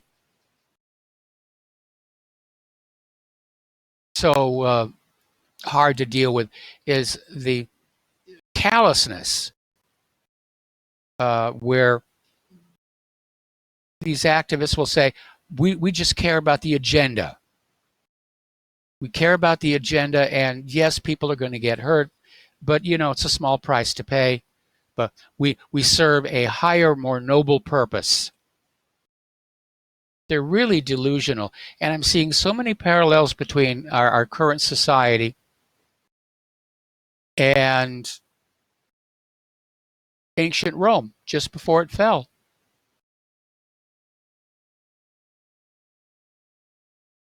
So, anyway, apparently there's been another altercation at a McDonald's. Apparently a customer complained about cold fries, and a fight ensued. Now, obviously, the McDonald's employee was wrong on this one. First of all, the fries shouldn't have been cold. But second of all, it's like our entire culture is descending into barbarism and savagery. And like we saw demonstrated on our show yesterday, the idea of having a civil, rational, polite discussion seems to have gone away. And again, that's a deliberate tactic on the left, where they just, winning through intimidation and just screaming at the conservatives, knowing that the conservatives are too polite and well-trained to scream back. Apparently, Democrat Amy McGrath has an attack ad which featured some coal miners who are not happy about it. And here's an interesting article. It's talking about the classic British comedy series Monty Python. It's 50 years old this month. Oh my goodness. That reminds me of how old I am. But they're saying the sobering fact is that Monty Python, along with other shows of the era, could not be made today due to politically correct policing. And the Spanish Inquisition was a series of sketches in a 1970 episode of Monty Python. Whenever a character said, "I didn't expect a Spanish Inquisition," the Spanish Inquisition would turn up with the words, "Nobody expects the Spanish Inquisition." The thing is, today, all comedy writers do expect the PC Police Inquisition, so they self-censor. And that is really the worst part of it all. We're not waiting for somebody to come on in and say, you shouldn't say that, or you shouldn't write this, or you shouldn't do that. We're saying, oh, I better not do this. I could get in real trouble. if I write. And it's probably one of the reasons why so much of what passes for comedy on TV today really isn't funny. It's hurling a lot of insults at politicians, and there's a laugh track, but it's really not funny and it's really not creative. So the world really has changed in the last half century. For the worse, I must say, for the worse. All right, we're coming up on the last commercial break of our show today, followed by the last segment of our show today. So stay tuned and we will be right back.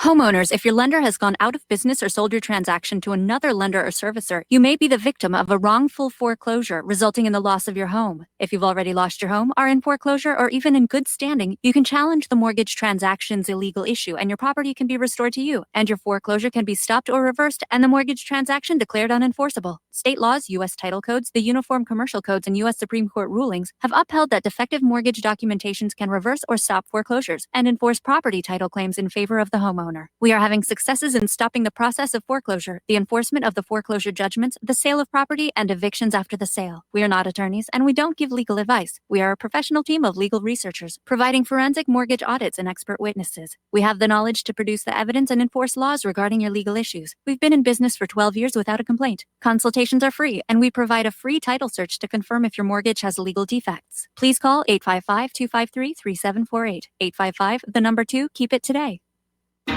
Without the right accessories, any guy can be off the mark. Whether you've invested thousands in your arsenal or you own a single trusted firearm, a visit to AROutfitting.com is in order.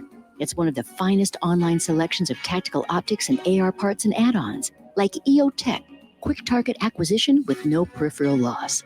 Browse the full range of Nikon scopes and binoculars.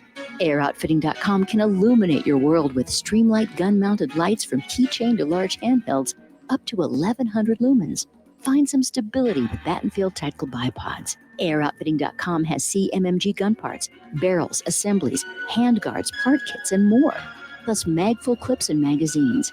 I know I've got you excited, so take a breath. Head to AirOutfitting.com. The site's super easy to navigate and features a ton of technical info, including links to manuals. We also welcome vendor and manufacturer inquiries. Remember, if you don't see it, we can get it at AirOutfitting.com.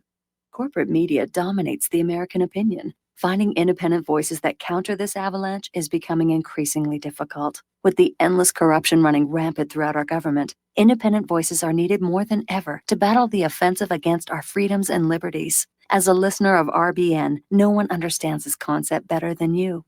Now it's up to you to do your part. The time has come for you to take action and begin broadcasting the truth to hundreds or thousands of people every month. Sound impossible? Quite the contrary. With pointed slogans from LibertyStickers.com, you can reach countless sleeping Americans unaware that they live in a real-life wonderland. LibertyStickers.com has a huge inventory of political bumper stickers and messages that reflect the truth about our government, our politicians, and the future of America. With so many in stock, there's one perfect for you. Visit us today at LibertyStickers.com. Again, that's LibertyStickers.com. Do your part. Your voice is important. Let it be heard. When all this twisted steel was swept away, did these remaining holes reveal what's really happened? And aloha, America. Welcome back to our show here. Last segment of our program today. And it's kind of an irony because on the slow news day, it means that fewer people have been killed and crippled or hurt. The suffering's a little reduced. The wars are a little lower, and sometimes you're struggling just to make 3 hours worth of content here. But I'd rather have it that way than to have so much mayhem going on in the world that I could just talk nonstop and not take phone calls, because I think that would be a bad thing. Unfortunately, I do think this world is headed in a very, very bad direction. And I think the United States, I certainly hope that Trump's firing of Bolton is the start of a trend, because we need to get these war hawks out of the government here, because they're perfectly happy spending all of your money and the lives of your children in their dreams of glory. These wars that they want to fight in Russia and China and Iran and everywhere, and continuing in Afghanistan. They don't serve on the front lines themselves. They don't have family that are carrying rifles. It's just a game to them. You and your children, you are the pieces. You're the pawns. And you should be angry about that. It's one of the reasons why the Constitution required wars to be authorized on a case-by-case basis by the Congress. And Congress shirked its duty back in 2003 with its authorization for the use of military force, which basically handed the president a carte blanche to start wars all on his own, which was exactly the situation the founding fathers wished to avoid.